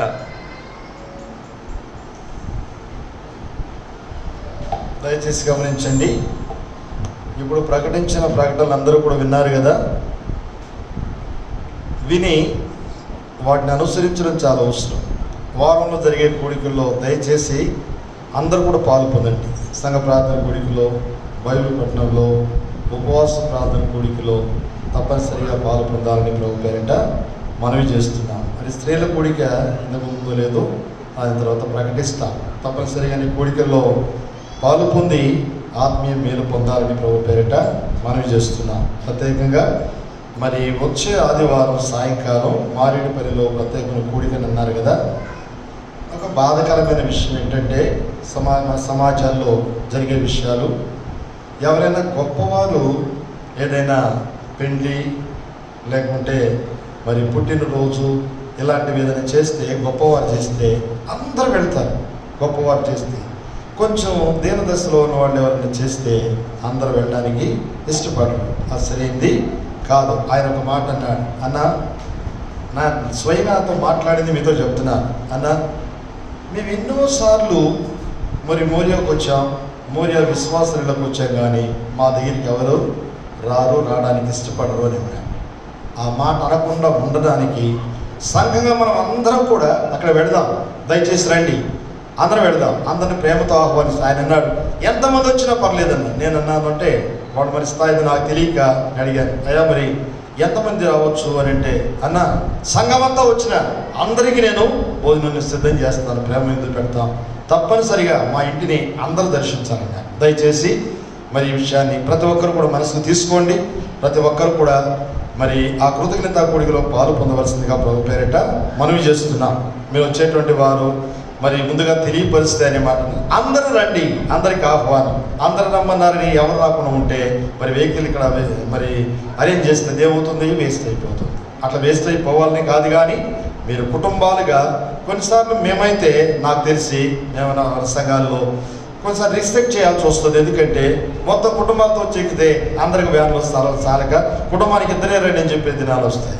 అలాంటిది కాకుండా ధారాళంగా అందరూ రమ్మని ఆహ్వానిస్తున్నప్పుడు మీరందరూ కూడా తప్పనిసరిగా ఈ కృతజ్ఞతా కూడికలో పాలు పొందవలసిందిగా ప్రభు పేరిట మనవి చేస్తున్నాం. మరో విషయాన్ని కూడా మరి ప్రస్తావిస్తున్నాం. ఏంటంటే ఎవరైనా మీరు గృహ కూడికలు కావాలని ఆశించినట్లయితే మీరు గృహ కూడికలు పెట్టుకోండి. మీ ఇంటికి యేసు ప్రభువుని ఆహ్వానించండి. తద్వారా అనేకులు వచ్చి ఆత్మీయ మేలు పొందుతారు. ఇంకో విషయం కూడా చెప్తున్నాను, మీ ఇంట్లో గృహ కూడికలు పెట్టుకోమని చెప్తున్నానని అంటే ఒకవేళ ఖర్చు అవుతుందని అనుకుంటారేమో, మీరు భోజనం కూడా పెట్టవలసిన అవసరం లేదు. మీ ప్రాంతానికి మమ్మల్ని పిలిచి మీ గృహాన్ని దేవుడు వాడుకోవాలని ఇష్టపడుచున్నప్పుడు, అన్న మా ఇంట్లో ఈ కూడిక పెట్టండి అని దయచేసి మాతో చెప్పండి. బాధ్యత కలిగిన సహోదరులతోనే చెప్పండి. మరి మీ ఇంట్లో ఆ గృహ కూడి కలిగి ఉండడం ద్వారా మనం అందరం అక్కడికి వెళితే ఆ చుట్టుపక్కల ప్రాంతాల్లో ఉన్నటువంటి వారు దేవుని సువార్త వింటారు. దాని కొరకు మనం ఈ గృహ కూడికలు మనం కలిగి ఉంటాం. విషయాలు జ్ఞాపకం ఉంచుకొని తప్పనిసరిగా వీటన్నిటి మితమై భారం కలిగి ప్రార్థించి నమ్మకంగా పాలు పొందవలసిందిగా ప్రభు పేరిట మనవి చేస్తున్నాం. ఆరాధనలో భాగంగా మన అర్పణ కూడా ప్రభుకు మనం అర్పించవలసిన్నాం. అందరు లేచి నిలబడి ఒక పాట పాడుచు మన హృదయాలు అర్పిస్తూ మన అర్పణ కూడా ప్రభుకు అర్పిస్తాం.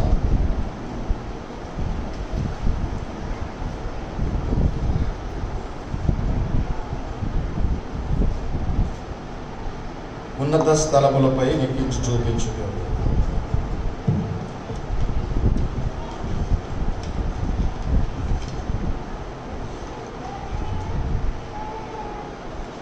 657 పాట సంఖ్య 657వ పాట కలిసి పాడతాం. 657 పాత పుస్తకాల్లో 642 పాత పుస్తకాలు, దానికన్నా పాత పుస్తకాలు 542, దానికన్నా పాత పుస్తకాల్లో 542. ఉన్నత స్థలములపై నెక్కించి చూపించు ప్రభు,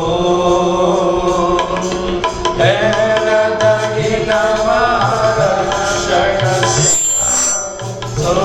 సుందరమందు సదా, సుందరమందు సదా, ఎనదగిన మహారక్షణ శిఖరము సుందరమందు సదా, సుందరమందు సదా. మరణము మృంగబడే ఘన విజయము ప్రాప్తమయే, మరణము మృంగబడే ఘన విజయము ప్రాప్తమయే, మరణపు ములును విరచి జయమును యేసు అనుగ్రహించును.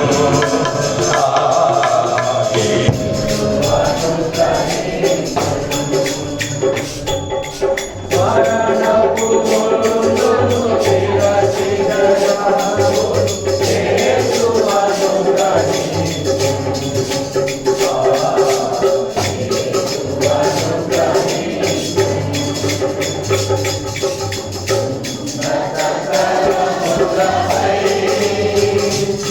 నెక్కించి చూపించు ప్రభు, ఎనదగిన మహారక్షణ శిఖరము సుందరమందు సదా, సుందరమందు సదా, ఎనదగిన మహారక్షణ శిఖరము సుందరమందు సదా, సుందరమందు సదా. ఎవరు మనసు ప్రభుపై నిశ్చలముగా నిల్పెదరో, ఎవరి మనసు ప్రభుపై నిశ్చలముగా నిల్పెదరో, దైవ శాంతి నుండి క్రీస్తుతో నిలచి సంతసము పొందెదరు, సంతసము పొందెదరు. దైవ శాంతి నుండి క్రీస్తుతో నిలచి సంతసము పొందెదరు, సంతసము పొందెదరు. ఉన్నత స్థలములపై నెక్కించి చూపించు ప్రభు, ఎనదగిన మహారక్షణ శిఖరము సుందరమందు సదా, సుందరమందు సదా, ఎనదగిన మహారక్షణ శిఖరము సుందరమందు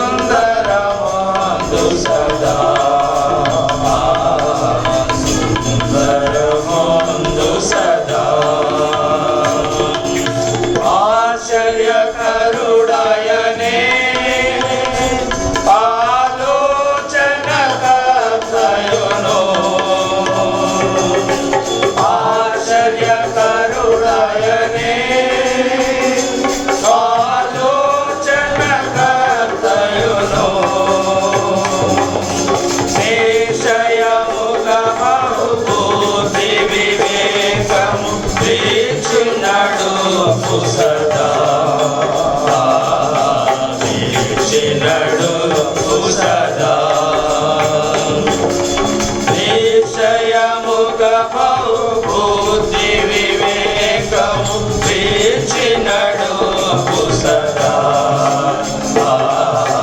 వీచినడు పుసదా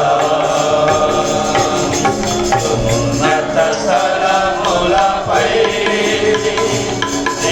కిరించి చూపించు ప్రభు వేదగిన మహారాజన శిఖరము సుందరమోందు సదా సుందరమోందు సదా వేదగిన మహారాజన శిఖరము సుందరమోందు సదా సుందరమోందు సదా.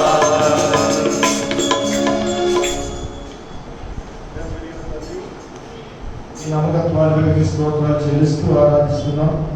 ఒకటి మందు ఈ స్థితిలో మమ్మల్ని కూడా చేర్చుకొని మీ జీవనస్థాన్ని అనుభవించినట్టుగా కృపణించినట్టుగా కనపరుస్తూ ఆరాధిస్తున్నాం. దయగలిగిన మా తండ్రి వారు కూడికి బిడ్డ విన్నారు, నమ్మకంగా ప్రార్థించి పాల్గొన్నట్టుగా ప్రతి బిడ్డను సిద్ధపరిచి దీవించారు. తిరిగి మీకు ఆహారంగా తీసుకువచ్చిన ప్రతి బిడ్డను దీవించము.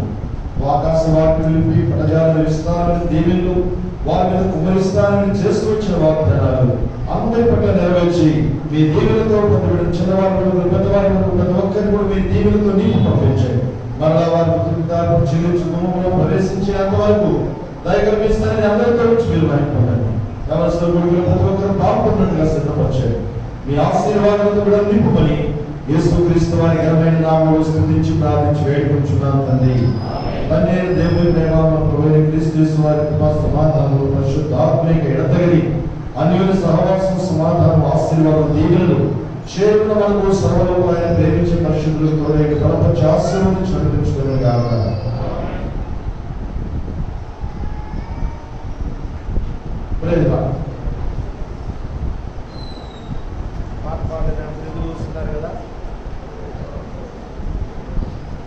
పాట పాడేందుకు చూశారు. సమయం అయిపోయింది. వ్యవస్థ పాట పాడే ఆసక్తి. సరే, ఒకరికొకరు శుభం చెప్పుకోండి. దేవుడిని మర్చిపోవద్దు. నమ్మకంగా కోరికలో పాల్గొనండి. యవనస్తులు తప్పనిసరిగా యవనస్తులు పాల్గొనండి. త్వరగా ముగిస్తాం, వెంటనే ప్రారంభిస్తాం, త్వరగా ముగిస్తాం.